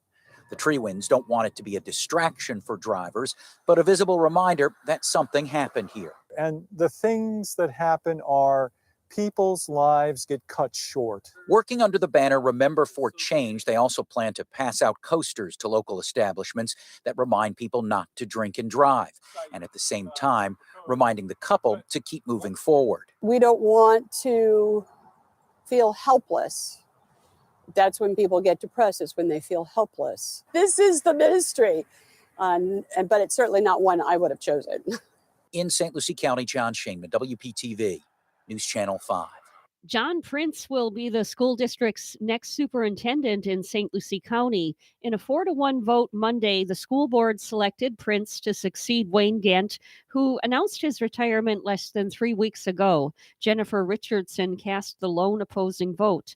The decision comes 11 days after the board already signaled it was prepared to promote Prince, the deputy superintendent since 2015, without considering any other candidates. Prince, age 52, is expected to start July 1st after Gant's retirement is effective June 30th, and a new contract is negotiated and approved. A major downtown Fort Pierce development has overcome its final hurdle to break ground. WPTV's Megan McRoberts with details. Overall, now parts of the project will be about 3 stories higher than originally planned, which some locals feared might hurt the small town feel of the downtown Fort Pierce area. But there are some downtown business owners looking forward to the promise of more visitors and potential customers.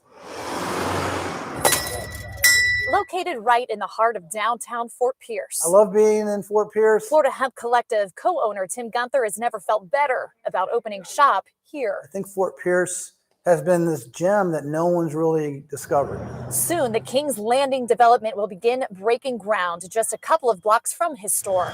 A project he says will put downtown Fort Pierce on the map. CBD, hemp, flower, we've got hemp clothing. King's Landing is a nearly $145 million development with shops, restaurants, 114 homes, and a 140-room hotel. And I'm sure there's going to be a lot of new customers that we're going to have. They're going to come here and get their daily dose of CBD. Monday, overcoming its final obstacle for construction, the approval for 3 additional stories to bring in a Marriott Autograph Collection hotel. Now 8 stories. The first time it was 5 stories. The additional stories critical for attracting the hotel. The residential buildings will also climb from 8 to now 10 stories with an 11th floor rooftop bar. It's going to be very lush. Jill Madison is the president of Audubon Development heading up the project. He says the additional height stirred up some concern that the local feel of the project could be lost. All our restaurants are local, all the bars are local, and so the charm really comes from who fills the building. The height thing didn't bother me at all. Gunther confident Fort Pierce won't lose its local feel. It's a necessary change for this area, but stand to attract more people to take in its charm. And the president of the Audubon Development said that we could start to see foundation work begin out on the property within the next 60 days or so. In Fort Pierce, I'm Megan McRoberts. Back to you. Florida Democrats are announcing an effort to boost registration numbers. $2.5 million is coming from the donor organization Florida Alliance and will be coordinated through the state Democratic Party. They're pushing to sign up hundreds of thousands of Democrats in time to vote in the November elections. 7:26, we'll take a look at sports. New New Orleans Saints have informed defensive coordinator Dennis Allen that they're hiring him as their next head coach. Sources told ESPN's Adam Schefter on Monday Allen, who's 49, will replace his longtime boss, Sean Payton, who stepped away 2 weeks ago. This will be Allen's second stint as a head coach after he went 8-28 as coach of the Raiders from 2012 to 2014. And the Houston Texans have hired Lovie Smith as their next head coach. The team announced this Monday. Smith was the Texans' associate head coach and defensive coordinator this past season. Our news time is at 7:27, and we'll have weather and traffic together next.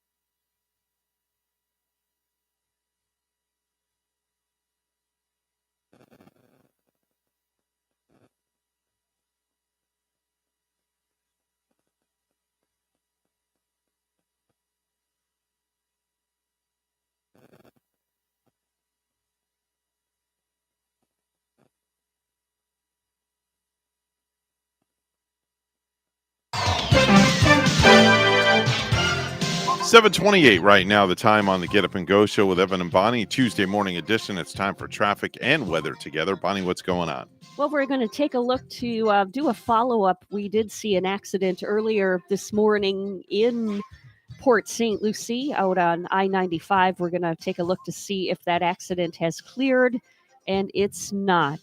This is actually a hit-and-run crash. This is at I-95 southbound in Port St. Lucie at mile marker 118.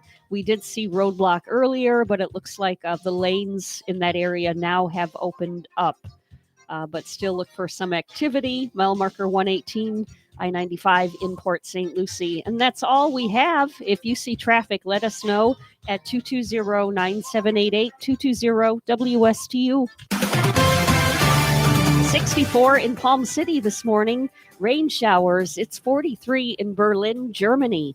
Here's more on our weather at WPTV. Your WPTV First Alert forecast calls for temperatures this morning in the 60s with cloudy skies and a few showers brushing the coastline.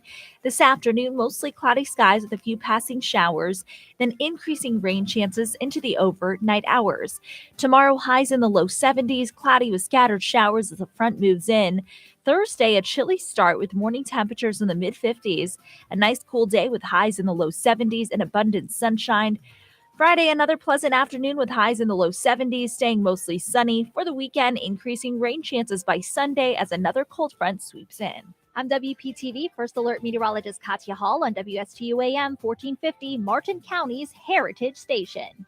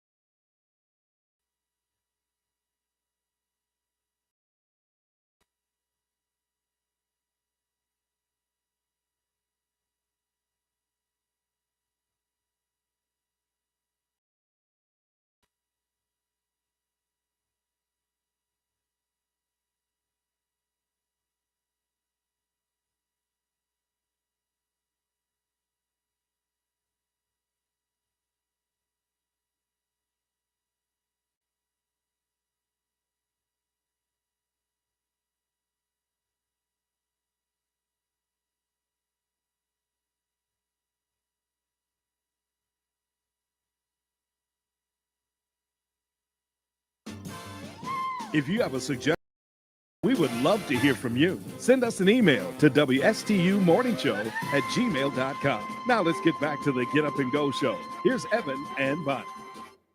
This is not headline news. NASA will retire the International Space Station by crashing it into the ocean. The pilot for the mission? Harrison Ford. A Russian figure skater became the first to pull off a quadruple jump in Olympic competition. She credits her success to practice, determination, and the threat of labor camp. This is the first Winter Olympics to use 100% artificial snow, but the Jamaican bobsled team is smoking 100% real grass. And Vince Neil, lead singer of Motley Crue, is 61 today. He doesn't shout at the devil too much anymore, but the neighborhood kids really get an earful. This is not headline news. From not headline news to the stupid stuff. And now it's time for Stupid News. It's so stupid and awesome. Where we ask the important questions. Are some people too stupid to live? Why are people so stupid? Oh, Bonnie, we're going to start right here in our backyard with stupid news. Are we going to go to Palm City? No, we're going to Port St. Lucie. Oh, man. I wasn't suggesting that anybody in Palm City is stupid or anything. No. But that was just my first guess where we went to. Right, Port St. Lucie. because it's in our backyard. Yeah.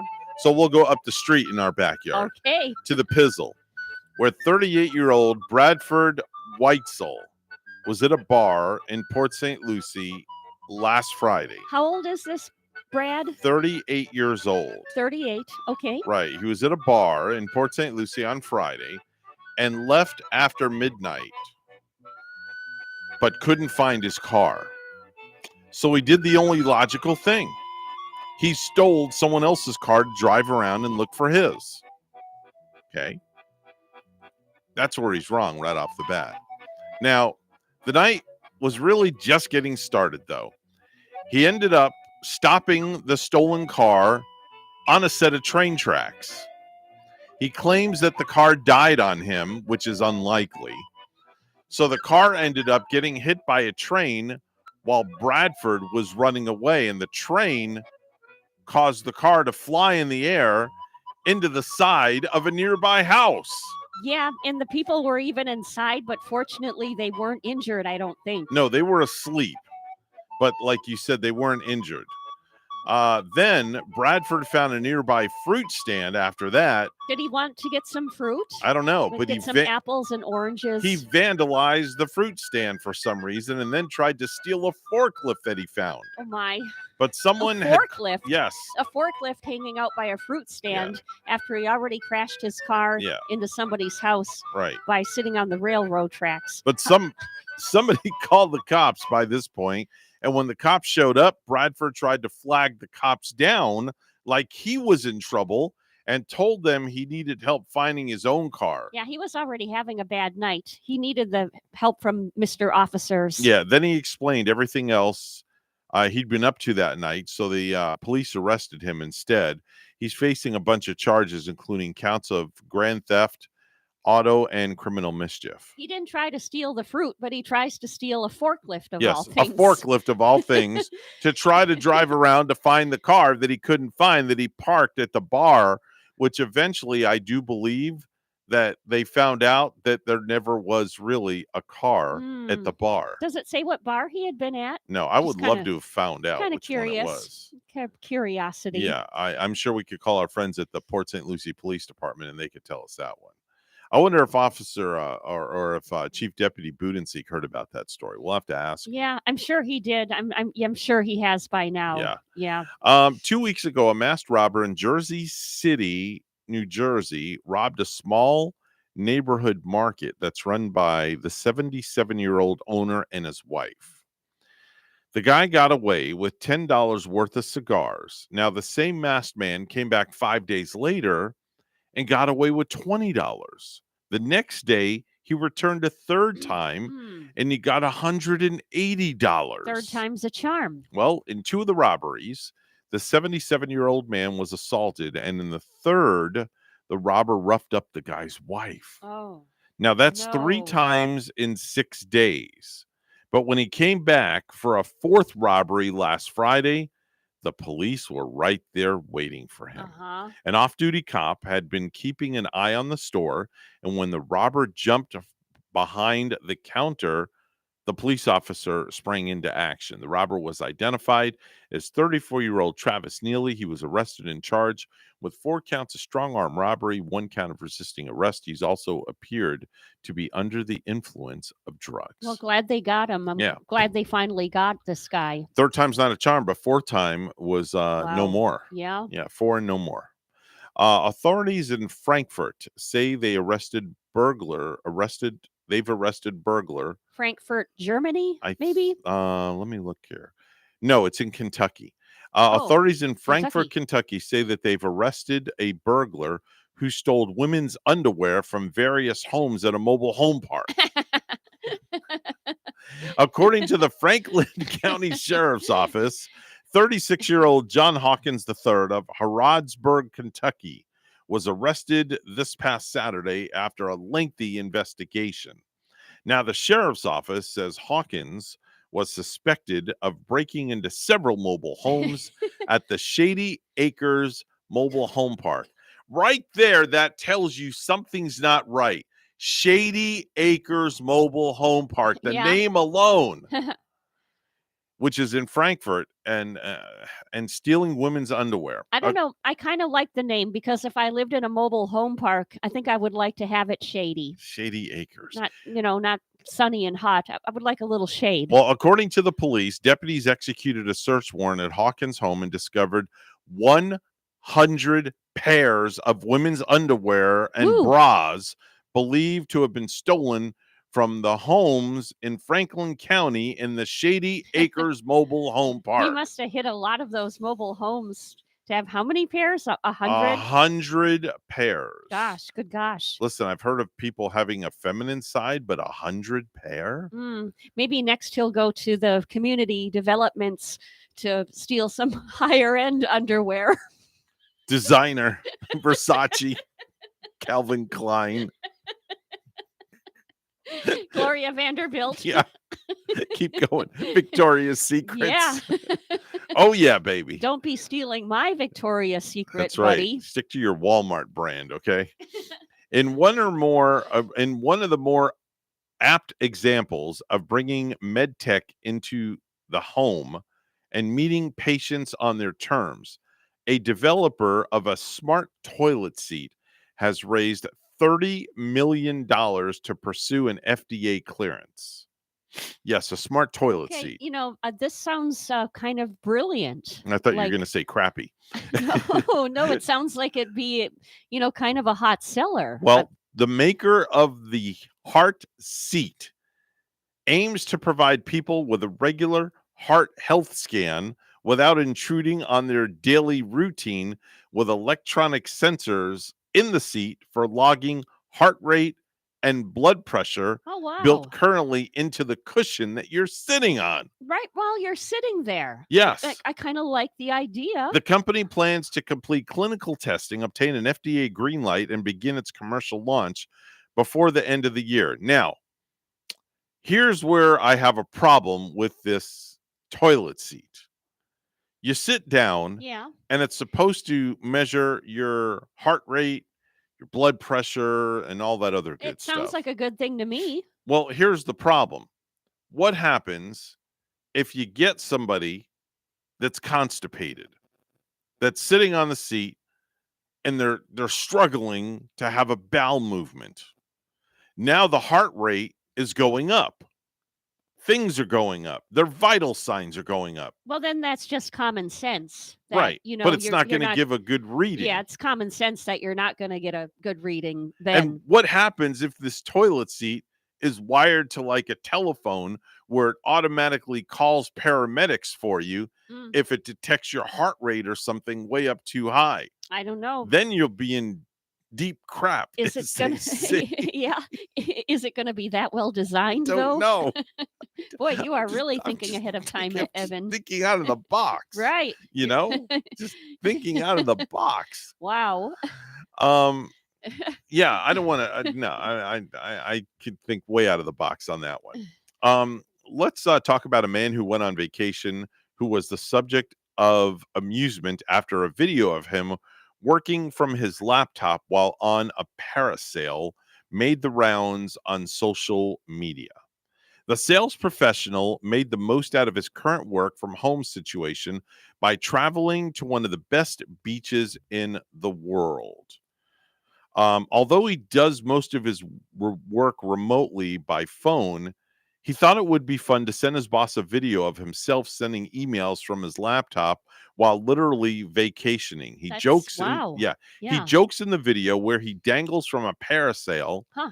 that he has already finished the client's quote, but needs to look for a stronger Wi-Fi signal.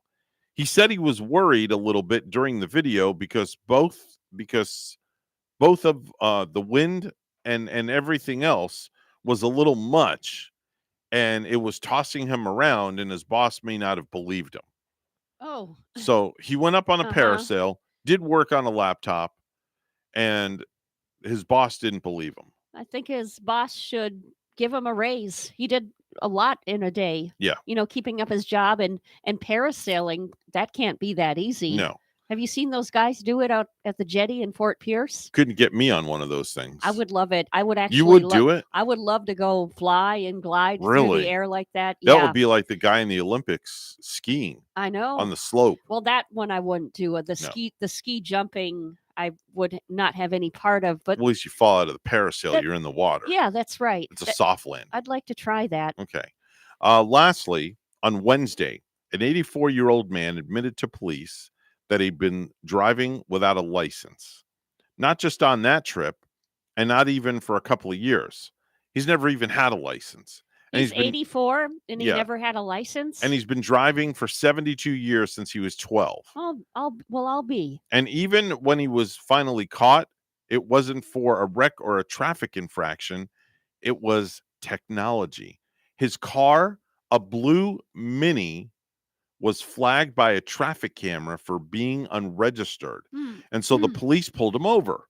This happened in the UK, by the way. And the local police say they were gentle with the man, meaning he probably wasn't hit with a serious charge. But in addition to not being licensed, insured, or registered ever, there's another problem. He's old. The police said, quote, he was hard of hearing, his reactions were poor, and he was very unsteady on his feet. So he wasn't safe even if he was road legal. It was worth pointing out that it's unclear how much this guy had really driven, and he did apparently have an unregistered vehicle, but this would be easier to get away with if he wasn't out and about all that often. He must not have been that bad of a driver if he, could go all that time without them, find or would there have been any record of him anyway? But 80-something years. Yeah. Wow. That's a long time. That's definitely a long time. But it sounds like he might be slowing down and it might be time to get grandpa off the road. I would hope so. If I get that old, I don't think I would drive at 86. I'd be afraid that I would hurt somebody, because your reflexes and things like that are not what they should be. Yeah. It is 7:46 right now. News time, all brought to you by St. Lucie Jewelry and Coin. Bonnie's got the morning headlines. Good morning, Bonnie. Good morning. An investigation is underway after a woman fell to her death from a drawbridge that links Palm Beach to West Palm Beach. West Palm Beach police say the victim was walking her bicycle across the Royal Park Bridge when it started going up. She was about 10 feet away from finishing the span. A police spokesman says a man attempted to rescue the woman as she tried to hold on to the elevated bridge, but was unsuccessful. She fell 50 to 60 feet onto the mechanical parts of the bridge below. There was a bridge tender on duty and bells that go off when the bridge goes up. But part of the investigation includes whether the woman may have walked past the crossing arms after the signals were down. I'm Joel Malkin. There's good news regarding COVID in Florida. The U.S. Department of Health and Human Services is reporting just over 7,300 people are in Florida hospitals with the virus. That's down from 9,000 the week prior. A bipartisan group of lawmakers held a moment of silence for the 900,000 people in the U.S. who died from COVID-19 complications.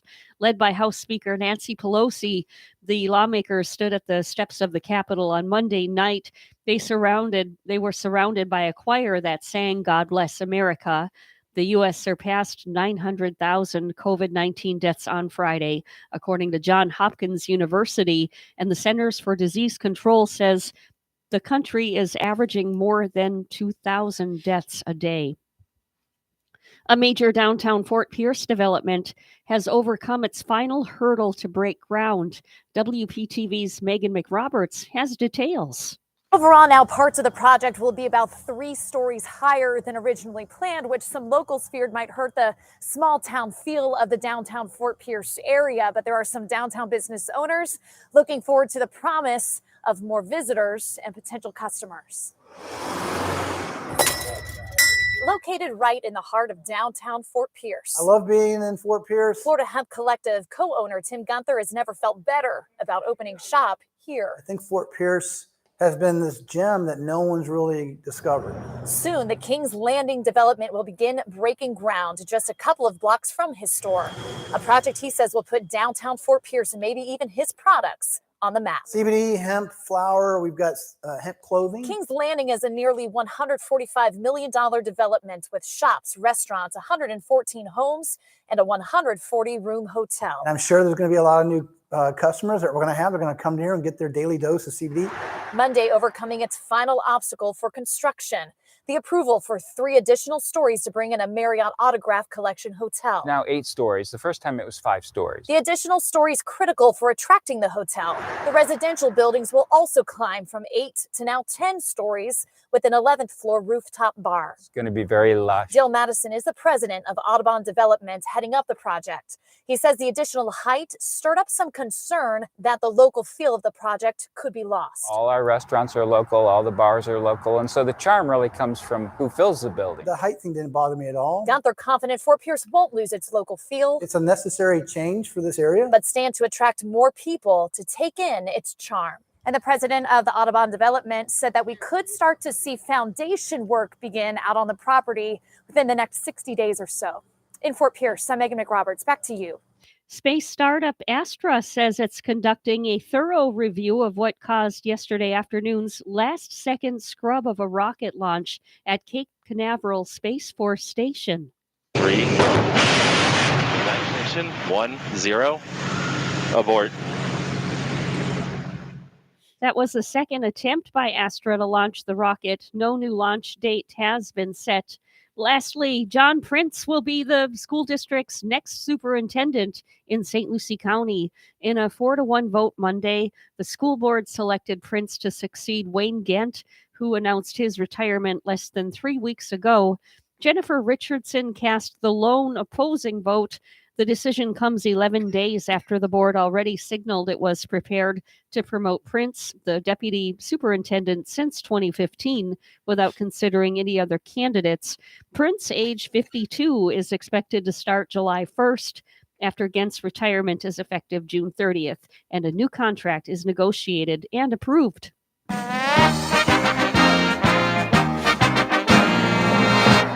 The Spotlight Game of Florida was played before packed stands, which included a bevy of NCAA Division I coaches. The IRSC Pioneers outlasted the FSW Bucks 83-78. So if the score sounds familiar, it should. That was the score of the first game a week ago. Jacob Tracy led all scorers with 21, while Jonathan Sissy added 19, including 3 clutch free throws in the final minute of the game. The Pioneers are the number 1 team in Florida, and they're number 2 in the USA behind Salt Lake City. The Pioneers will host Hillsborough Wednesday with the ladies at 5:30 and the men at 7:30. And both games will air on WPSL Global. News time at 7:52, and we'll have weather and traffic together next.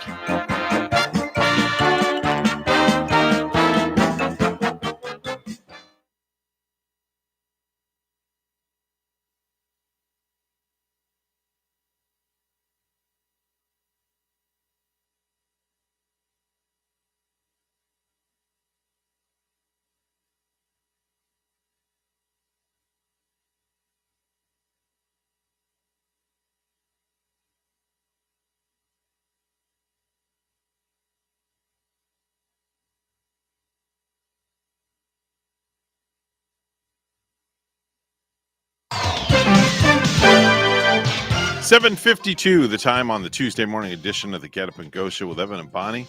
It's time to take a look at traffic and weather together. Bonnie, how's it looking outside? Let's see. First, we're seeing some debris in the roadway. This is up in Fort Pierce. It's on I-95 southbound at mile marker 132 in Fort Pierce, where there's a large box in the left lane. Use caution right there. And otherwise, what we're looking at is with the accidents. It looks like that one has cleared on I-95 southbound in Port St. Lucie. So, not finding any accidents right now. And if you see traffic, let us know at 220-9788, 220-WSTU. 62 degrees in clouds in Port St. Lucie. In Cheektowaga, New York, it's snowing and 30 right now. Here's our weather at WPTV. Your WPTV First Alert forecast calls for temperatures this morning in the 60s with cloudy skies and a few showers brushing the coastline. This afternoon, mostly cloudy skies with a few passing showers, then increasing rain chances into the overnight hours. Tomorrow, highs in the low 70s, cloudy with scattered showers as the front moves in. Thursday, a chilly start with morning temperatures in the mid-50s. A nice cool day with highs in the low 70s and abundant sunshine. Friday, another pleasant afternoon with highs in the low 70s, staying mostly sunny. For the weekend, increasing rain chances by Sunday as another cold front sweeps in. I'm WPTV First Alert meteorologist Katya Hall on WSTU AM 1450, Martin County's Heritage Station.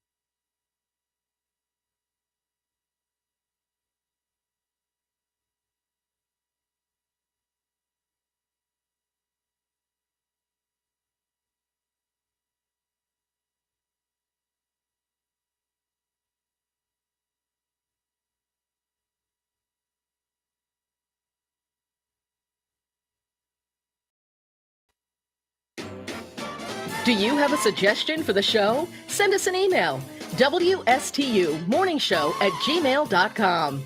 And now let's get back to the Get Up and Go show. Here's Evan and Bonnie. Hey, ladies, do you need some new underwears? Well, not new, but new to you. Underwear Depot. I have a large selection of bras and panties for you to choose from. And I'm conveniently located across the roadside from Shady Acres Mobile Home Park. Private fittings are available too, and I take trades. Oh, and that's for ladies only, because guys wearing women's underwears, that's just weird. So see you soon at Kentucky John's Underwear Depot.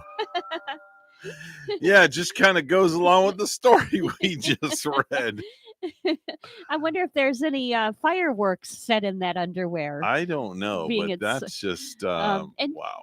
Hey, just in time for Valentine's Day. Oh yeah, sure. You know, go to the underwear depot and, buy some of that hot, fiery underwear for your lovey. Yeah, red to be exact. Definitely a red to be exact. Rachel and I made a conscious decision. We are not getting each other anything for Valentine's Day this year.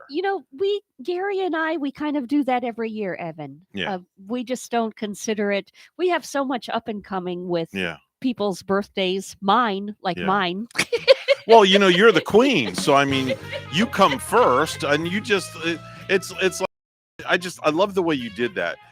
Gary and I decided, but we have so many upcoming events and birthdays like mine. That's right. So it better be good. That's all I got to say. Gary's probably listening and he's keeping the underwear depot in mind. That's right. There you go. Hey, folks, we're going to take a short pause for the cause while Bonnie and I go visit the underwear depot. We're WSTU Stewart, Martin County's Heritage Station. The news is coming up next. Don't go anywhere.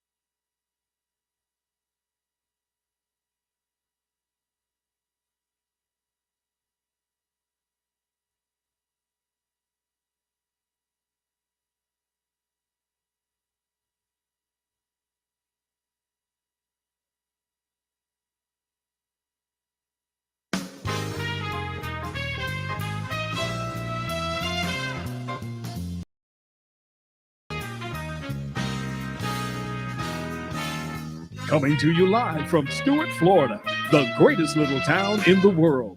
It's the award-winning, critically acclaimed Get Up and Go show on AM 1450 WSTU.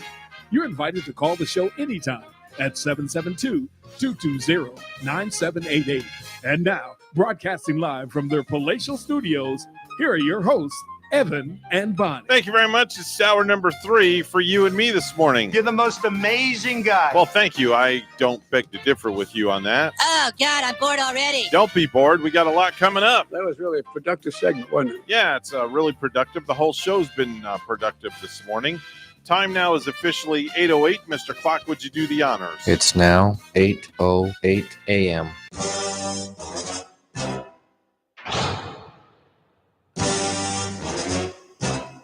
8:08, as Mr. Clock says, and it's time for our weekly Tuesday morning visit with, and I always wondered about this, Bonnie. We always introduce him as Chief Deputy John Budenseek, but is there a difference between Chief Deputy and Deputy Chief? Think about that for a minute. It might depend. I wonder if there's like a province or a parish or a county where they reverse it like that. I don't know. There might be places somewhere. I know who would know, though. But I know here it's a chief deputy. Chief Deputy John Budenseek would know the answer to that, and he's on our line right now. Good morning, John. Oh, wait, I got to hit the button there. There we go. Okay. Are you there? I'm here. Good now morning, I got you. How are you? Good, good, good. So is there a difference between Chief Deputy and Deputy Chief? There is not. It can go either way. So we could call you either or, but we just don't call you late for dinner. I prefer it that way, yes. Okay. And, I think the deputy chief was Enos and with Boss Hogg in Hazard County, like on the Dukes of Hazzard. It might have been they might have called it the deputy chief in that county. Okay. But here in Martin County. It's Chief Deputy. Yes. That is the official title, correct, John? It is the official title. And what a lot of people don't know is there's one sheriff, who is the sheriff, William Snyder, and everybody else, regardless of rank, is a deputy of the sheriff. So, and then there's one chief deputy who oversees the operation as what is your position? I am the chief deputy. Is that what you're asking? Yeah. There's just one. There can only be one chief deputy. There is in Martin County. There are other agencies that have more than one chief deputy, which I would imagine it gets a little confusing.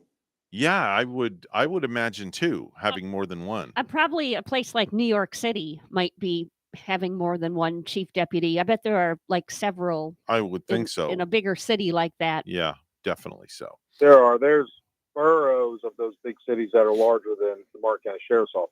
Oh, yeah. Yeah. Oh, my gosh. So, John, we had a story this morning that was actually in our stupid news that we're actually going to discuss with you this morning. And it's the guy that has no brain cells that left his car on the railroad tracks. Not his car, but left a car on the railroad tracks because he came out of a bar and he supposedly couldn't find his car. And he decided to steal somebody else's car. And then he, I guess, something with a fruit stand and tried to steal a forklift. And what was going on with this guy? Well, we can't make these stories up. And I don't know what was going on with him. Obviously, he was under the influence of something. I'm not sure that it was alcohol because as it played out, it started allegedly with him leaving the bar, not finding his car, and stealing a cleaning car, and then feeding it to a local FEC train as it came down the track. I like the way you said that, feeding it. Yeah, and he stole a what kind of car did you say? A clean? The car belonged to a cleaning service, just a small little Honda Fit car or whatever they are. Oh, yeah? Okay. Mm-hmm. Huh. But certainly no match for a $500,000 locomotive that was cruising through Jensen Beach. After that, of course, our deputies responded to a crash of a train versus car. Thankfully, nobody was hurt, and nobody in the mobile home that the car was slung into were injured, although they were quite startled. They were fine also. Our deputies responded out there, worked it. That happened in the wee hours of Saturday morning. Mm-hmm. And then early Saturday morning, they started getting different calls. They got a call of vandalism up at the fruit stand off Indian River Drive there. And then the suspect himself started calling 911. He called several times and said his car was stolen. Meet me at whatever location. Deputies would respond to the location. He's not there. He would call back, say, hey, my car was stolen. I'm at this location. They go there. The third time was the charm. They finally met him. And, of course, after a brief conversation, they figured out that they had their guy. And in some conversation, they were able to piece it all together. Now, did this guy actually drive his car to the bar? Was there a legit vehicle there, or was that made up also? We never found his car, so we're not sure where his car was. Yeah, it sounds like really this is no laughing matter. It sounds like he was very mixed up. And fortunately, like, the people in that trailer home didn't get injured. I guess they were sleeping at the time when the car hit the house. And do you know what bar he had been at? No, there's a string of bars there off of East Indian River Drive, East Jensen Beach Boulevard, Rico Terrace back there. Mm-hmm. Oh. So that's the area. But, this kind of smells of more than alcohol, especially going into the wee hours of the morning. Most people have fallen asleep somewhere and sobered up and realized that they made some mistakes. Mm-hmm. But we, because nobody was seriously injured and he was arrested for all the other charges, we didn't blood test him, nor would we blood test him under these circumstances. But yeah, something was clearly off there. Yeah, I would say so, especially when the story also that we read this morning in our stupid news segment said that he tried to steal a forklift as well. Forklift too. A forklift, no less. Yes, the forklift was at the fruit stand. He tried to take that also. I don't know where he was planning to strike out and drive that thing to. Because I don't think those forklifts really move too fast. No, do they? They don't. I mean, that just doesn't make sense. You can't, what do they say, John? You can't fix stupid sometimes, right? You cannot. We just come out there and try to piece it together and try to rationalize irrational behavior. It doesn't work always. Jeez. Unbelievable. There's it's a shame things like that have to happen. I want to touch a little bit on, talk a little bit about DUIs and how alcohol sometimes is not the only substance that people can get charged with if they get pulled over. That is correct. Alcohol, we all know alcohol is bad. And people knowingly drink alcohol and they drink too much and they drive. But there's a whole other segment of people who aren't trying to break the law and aren't trying to get themselves in trouble, and that's people that take prescription medication and then they drive. Mm-hmm. And a lot of people do. They take it legitimately, but if you take too much or you take the wrong kinds, you're not supposed to be driving a vehicle. It says in the bottle. But people, when they're under the influence of their medication, sometimes they're not thinking as clearly. But they also are technically a DUI driver. They're driving under the influence of the controlled substance that they have taken. Mm-hmm. So you have those, and then you have those that are abusing illegal street drugs. Right. Heroin especially, we get a lot of, thankfully they don't, in our county, they haven't hurt a lot of people, but we get quite a few people that are overdosing on heroin who crash and hurt themselves. Like I said, thankfully we haven't had any real bad ones where they've hurt others, but we do get that also. So yeah, alcohol is not the only substance people drive buzzed under. A lot of people have that big misconception, like you just said, DUI, driving under influence. They think that it just only pertains to alcohol, but in the long run, in the legal terminology, it could pertain to a whole litany list of things. It does. I know out west where they've legalized marijuana, they've had a lot of issues with people driving under the influence of marijuana. We do get that, but it's not near as prevalent as alcohol. Mm-hmm. So I would get scared. Even if I took a Benadryl, I wouldn't probably not want to go out on the roads. Yeah. Benadryl makes you sleepy, and that's a allergy medication. Yep. It anything that impairs your judgment, the suggestion is obviously just to stay home and sleep it off, and then drive when you're stone cold sober. You couldn't have said it any better, without a doubt. That's right. How are things doing at the sheriff's office these days with COVID? And is the lobby area, is it open for business? Because we haven't really talked about that all that much for our listeners. Yes, we are doing strikingly well. I told you a few weeks ago we had 54 people out with COVID. We are back to almost zero with COVID. Beautiful.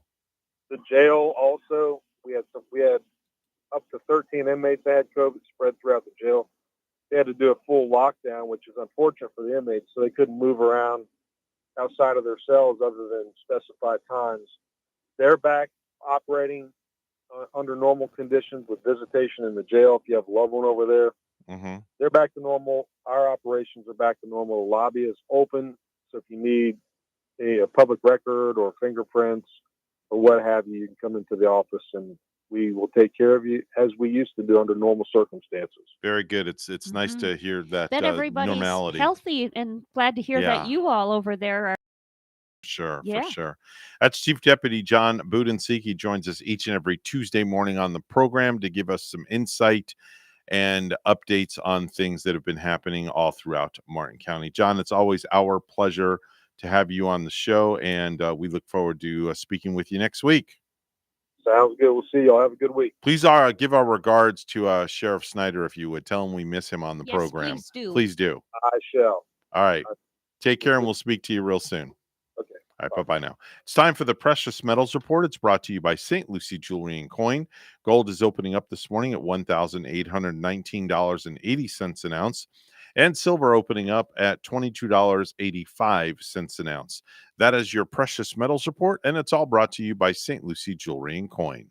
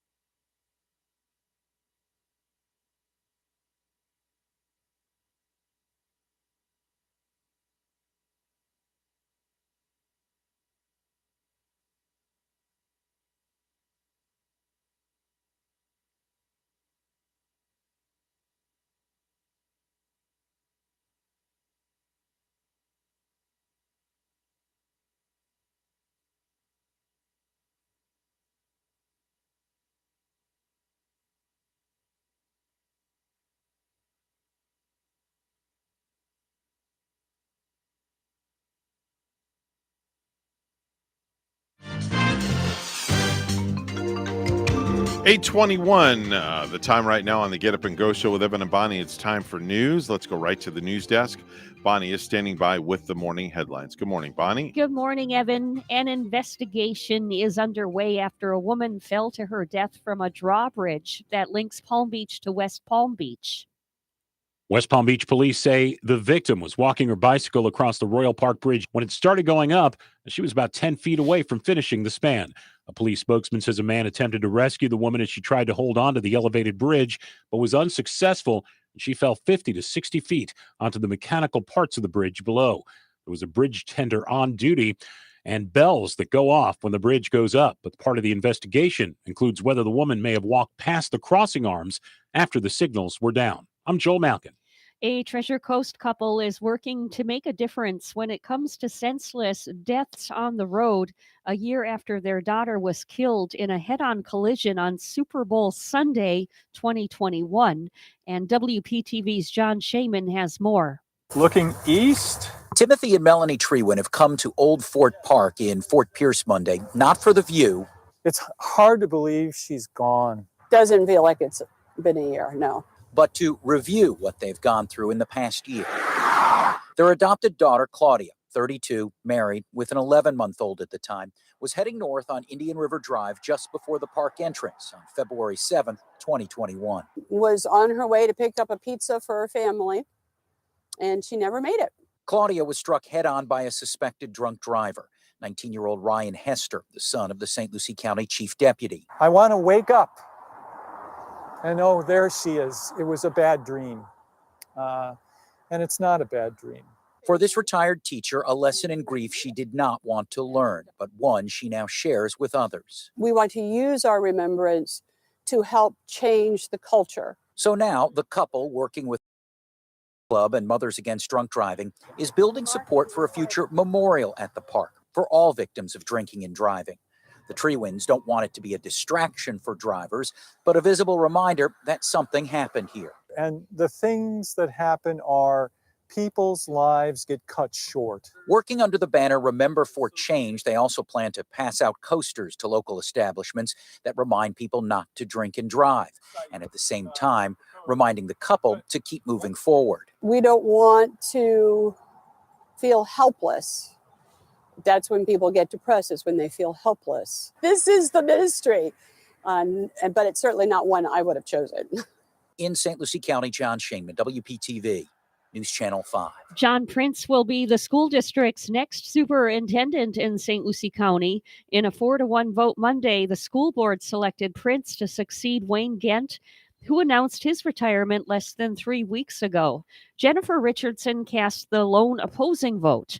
The decision comes 11 days after the board already signaled it was prepared to promote Prince, the deputy superintendent since 2015, without considering any other candidates.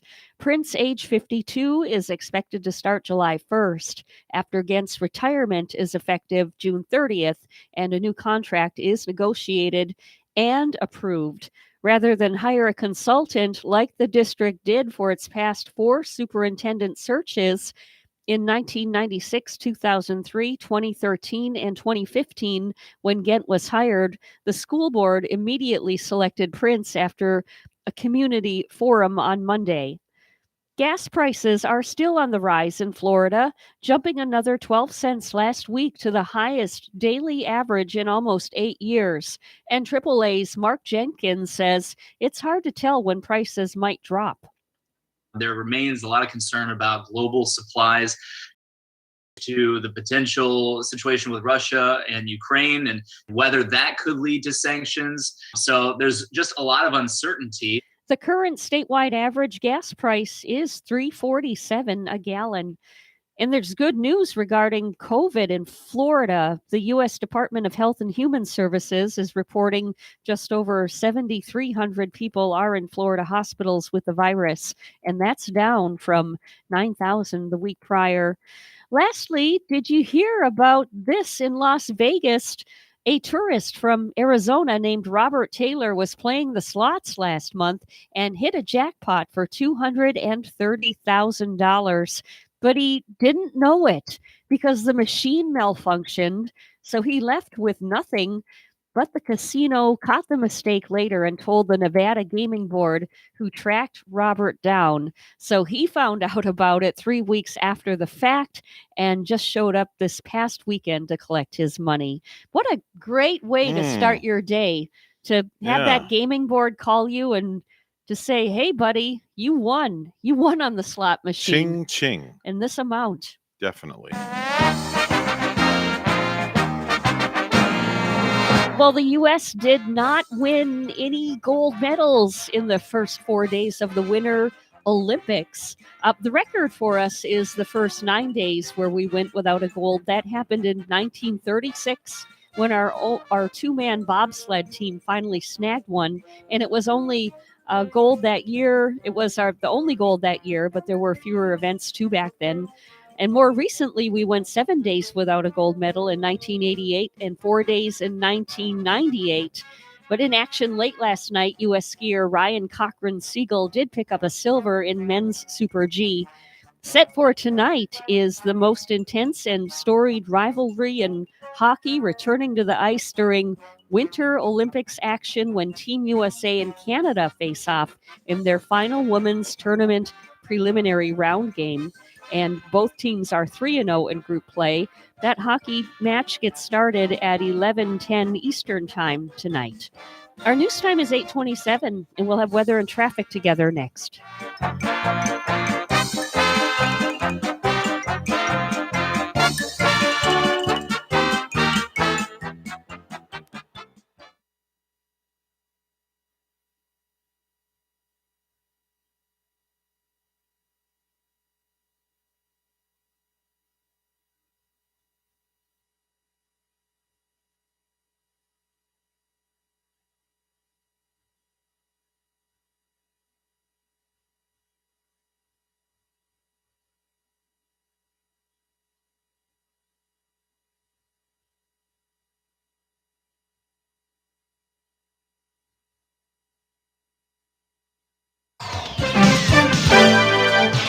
8:28, the time right now on the Get Up and Go show with Evan and Bonnie. It's time for another look at traffic and weather together. Bonnie's got a first peek outside. Bonnie, what's going on? And Evan, we're not finding any accidents. Things are looking nice and clear right now. We're not seeing anything blocking our roadways in Stewart. Up in St. Lucie County, those areas are looking fine, including the major highways, all on up to speed right now. Drive safely if you're heading out. There's your latest look at traffic. It's 65. It's mostly cloudy in downtown Stewart this morning. And let's hear more on our weather from WPTV. Your WPTV First Alert forecast calls for temperatures this morning in the 60s with cloudy skies and a few showers brushing the coastline. This afternoon, mostly cloudy skies with a few passing showers, then increasing rain chances into the overnight hours. Tomorrow, highs in the low 70s, cloudy with scattered showers as the front moves in. Thursday, a chilly start with morning temperatures in the mid-50s. A nice cool day with highs in the low 70s and abundant sunshine. Friday, another pleasant afternoon with highs in the low 70s, staying mostly sunny. For the weekend, increasing rain chances by Sunday as another cold front sweeps in. I'm WPTV First Alert Meteorologist Katya Hall on WSTU AM 1450, Martin County's Heritage Station.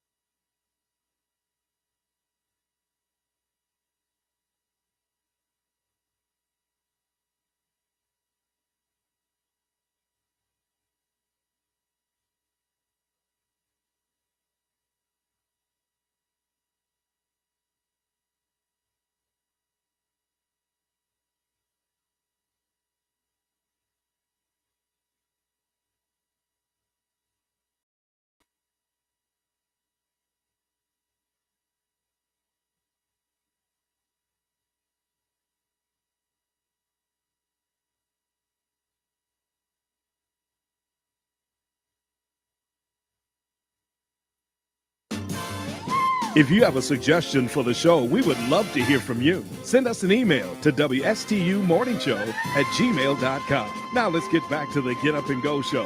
Here's Evan and Bonnie. 8:32 is the time right now on the Get Up and Go show with Evan and Bonnie. And without further ado, ladies and gentlemen, boys and girls, it's time for our daily dose of space in another place. Here's Randy Siegel. Good morning, Randy. Good morning, Admiral. Well, sir, it was 1974 that NASA ended its 84-day Skylab mission. It was the last mission using the Skylab in space. 3 crews went on board that station at various times, and then there were none. What makes this flight interesting is the fact that the astronauts who were on board left signs for one another on EVA spacesuits that were in the spacecraft. In fact, the last crew that was on board prior to the final crew left their dog tags and left some signs on board as if they were humans that were still remaining on board the station. What makes it also interesting with this particular vehicle is they were going to leave it in orbit unmanned until the space shuttle would be there, and the space shuttle would run into a higher orbit and use it. However, due to delays in the space shuttle, they never did launch to go to the space station that was already in orbit. And then it was 2010 that NASA launched to the International Space Station the Tranquility module and the cupola that are currently on board the station. The astronauts on board the station continue their work with science. They used Caleb Barron and Rajat Churi took turns participating in a robotics test for the behavioral core measurements experiment. The monthly experiment assesses investigations on how to live in confines of space in microgravity and how it affects the crew's stress, performance, and behavior. Barron then joined European astronaut Matthias Marr, practicing measuring fluid pressure in the eye. She also helped photograph cotton cells and growing plants in space. This will become very necessary when we go into deep space to provide our own food, as we're not going to have enough consumables on board. The astronauts then installed and worked on components inside the Cell Biological Experiment Facility, which is an incubator with an artificial gravity generator. They worked to use drying agents inside science freezers that preserve research samples. So a lot of work up there. Meanwhile, the ISS 67 crew took part in a simulation ahead of their launch on March the 18th. Cosmonauts Oleg Artsemeyev, Denis Medvedev, and Sergei Korsakov are spending a lot of time in simulators getting ready for their space flight. They have been working not only on Earth, but they're also working in pools in Russia. They get in their spacesuit, they go out to the pool, which they enter, and then their spacesuit is balanced in the water, so it does mimic the use of microgravity. This is done with most missions in order to prepare the cosmonauts for spaceflight. We're getting ready for later today when the International Space Station is raised in orbit just a little bit, about a half a mile. This will put it in phase for the Soyuz MS-21 transport mission scheduled for the 18th and the landing of the Soyuz MS-19 on March the 30th. Routinely, the station is either raised or lowered a little bit in orbit to get it ready for the next vehicles that will be headed to the space station.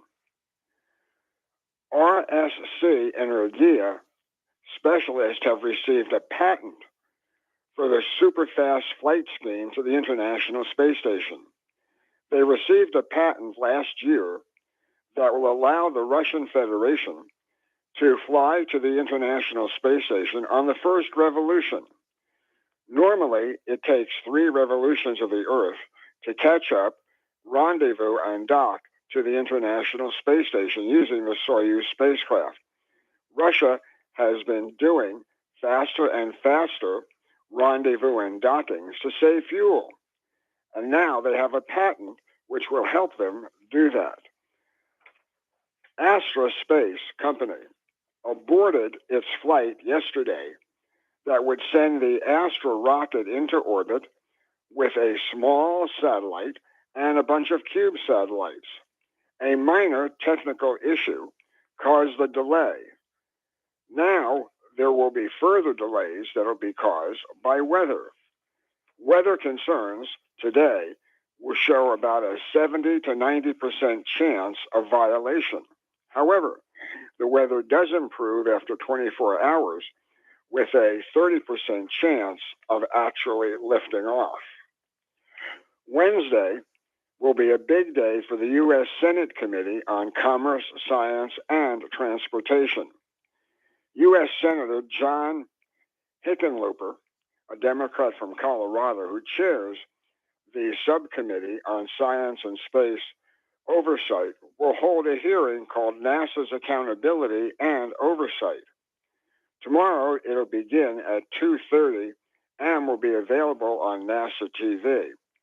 Here is where we learn a whole lot about what Congress is getting the information for NASA in the future.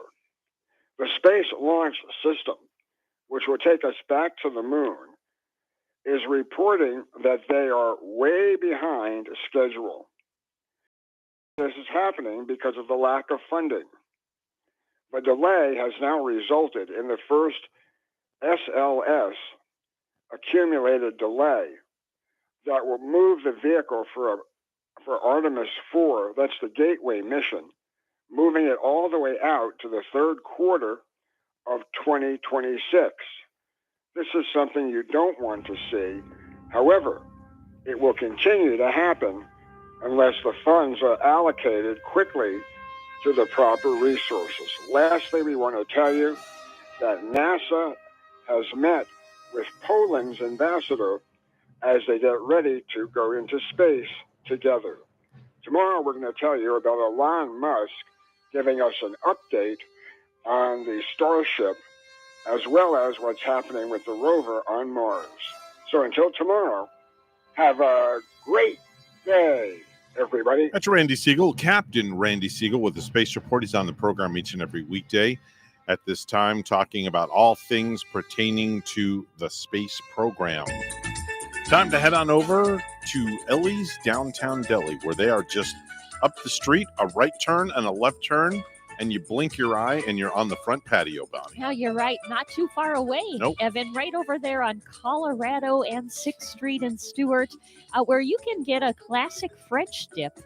This is on a toasted garlic sub roll and stuffed with shaved prime rib, horseradish, sour cream, and au juice, served with your choice of a side item. They serve up too some awesome Mrs. Peters, and they make it where they're served with jalapeno, tomato, red onion, and Captain wafers. Goes great with a glass of wine on the patio. Ellie's Downtown Deli has a full menu available for takeout, plus their fabulous desserts as well, like their Oreo pie.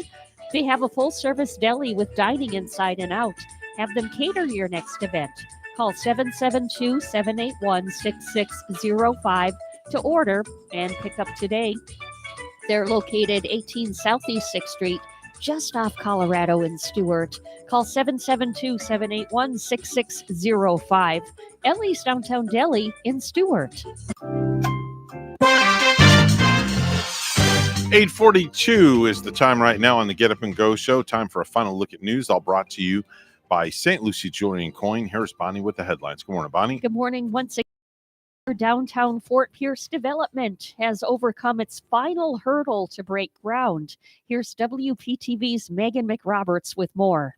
Overall, now parts of the project will be about 3 stories higher than originally planned, which some locals feared might hurt the small town feel of the downtown Fort Pierce area. But there are some downtown business owners looking forward to the promise of more visitors and potential customers. Located right in the heart of downtown Fort Pierce. I love being in Fort Pierce. Florida Hemp Collective co-owner better about opening shop here. I think Fort Pierce has been this gem that no one's really discovered. Soon, the King's Landing development will begin breaking ground just a couple of blocks from his store.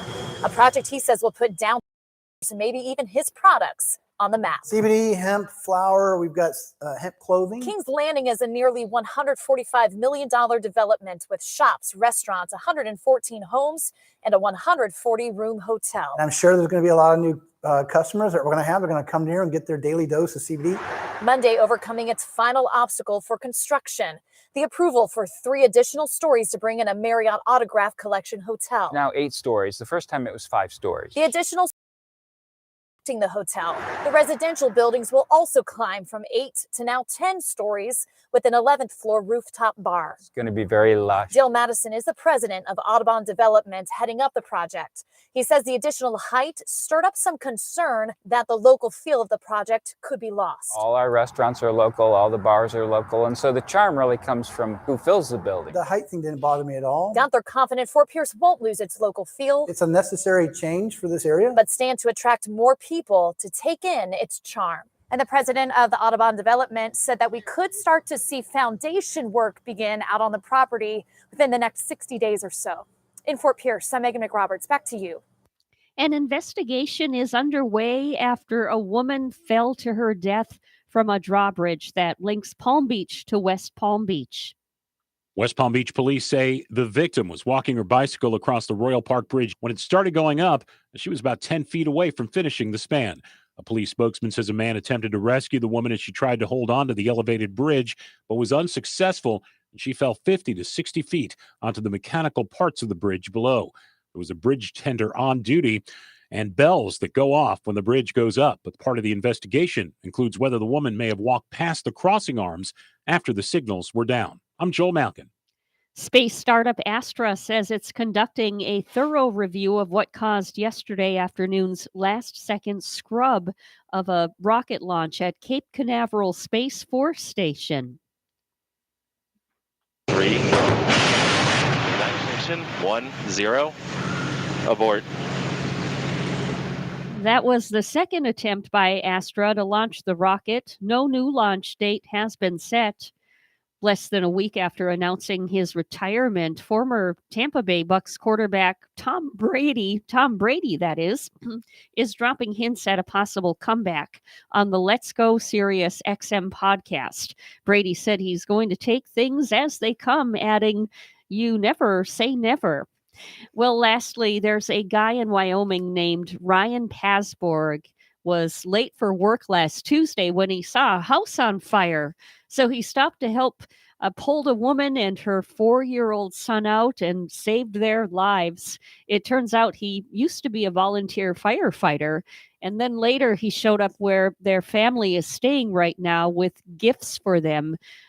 Apparently, he spent hundreds of dollars on clothes and other items to replace the stuff that they lost.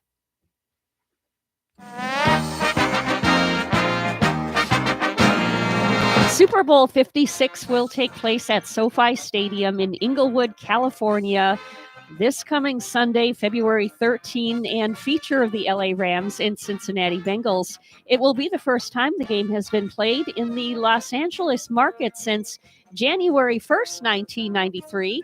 That's when the Dallas Cowboys trounced the Buffalo Bills 52-7. Super Bowl 27 at the Rose Bowl in Pasadena.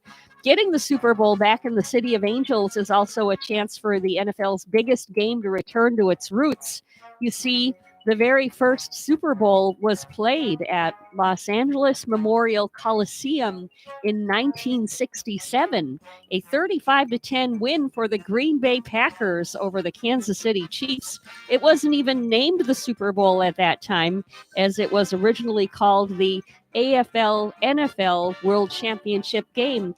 Now, see, I learned something new today, too, because I was always under the assumption, I knew Green Bay won the first Super Bowl, but I always assumed it was played at Lambeau Field in Green Bay. And here we find out it was actually played at the Los Angeles Memorial Coliseum in 1967. Wow. I learned something new too, Evan. Our news time is 8:47. We'll have our weather and traffic together next.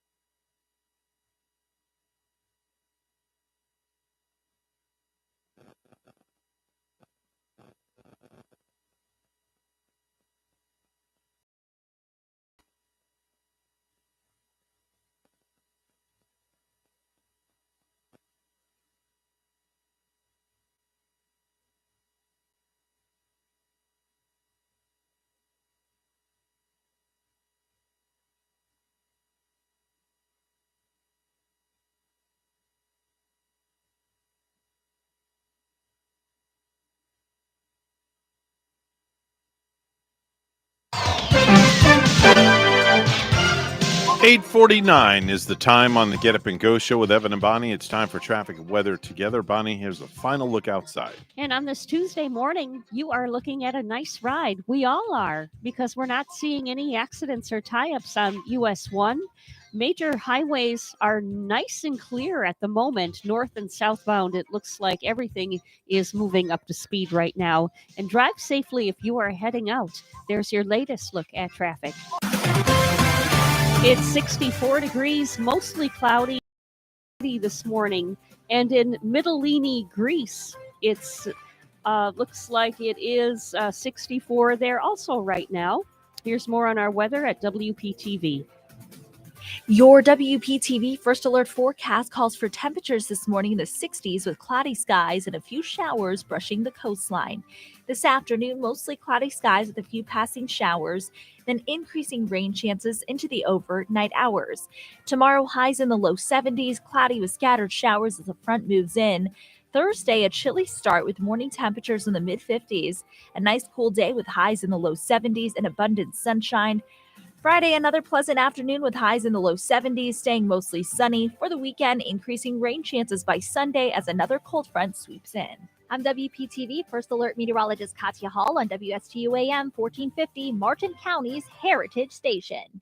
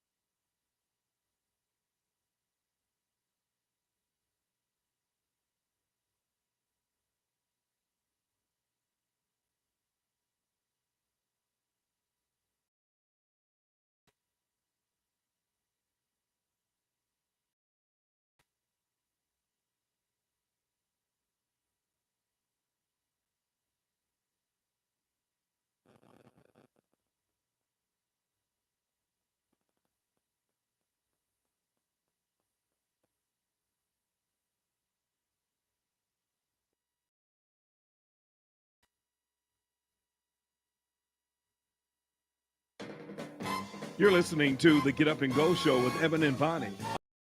Heritage Station, AM 1450 WSTU. Now let's get with Evan and Bonnie. 8:53 on the Get Up and Go show with Evan and Bonnie. And Bonnie, you know, you and I both keep some very strange hours because of what we do for a living. We get up early. and things like that. And we go to bed. We try to go to bed at a decent time so we get enough sleep. But I come across something that is the top 5 examples of just how tired we really are. Top 5 examples of just how tired we really are. Coming in at number 5, it says you fell asleep reading the newspaper in your front yard. Oh. You're sitting in your Yeah. easy chair in your front yard and you Yeah. just I could, completely fell asleep. I could easily do that. And, I think I could do that any old time, like Mhm. whether I keep these hours or not. Yeah.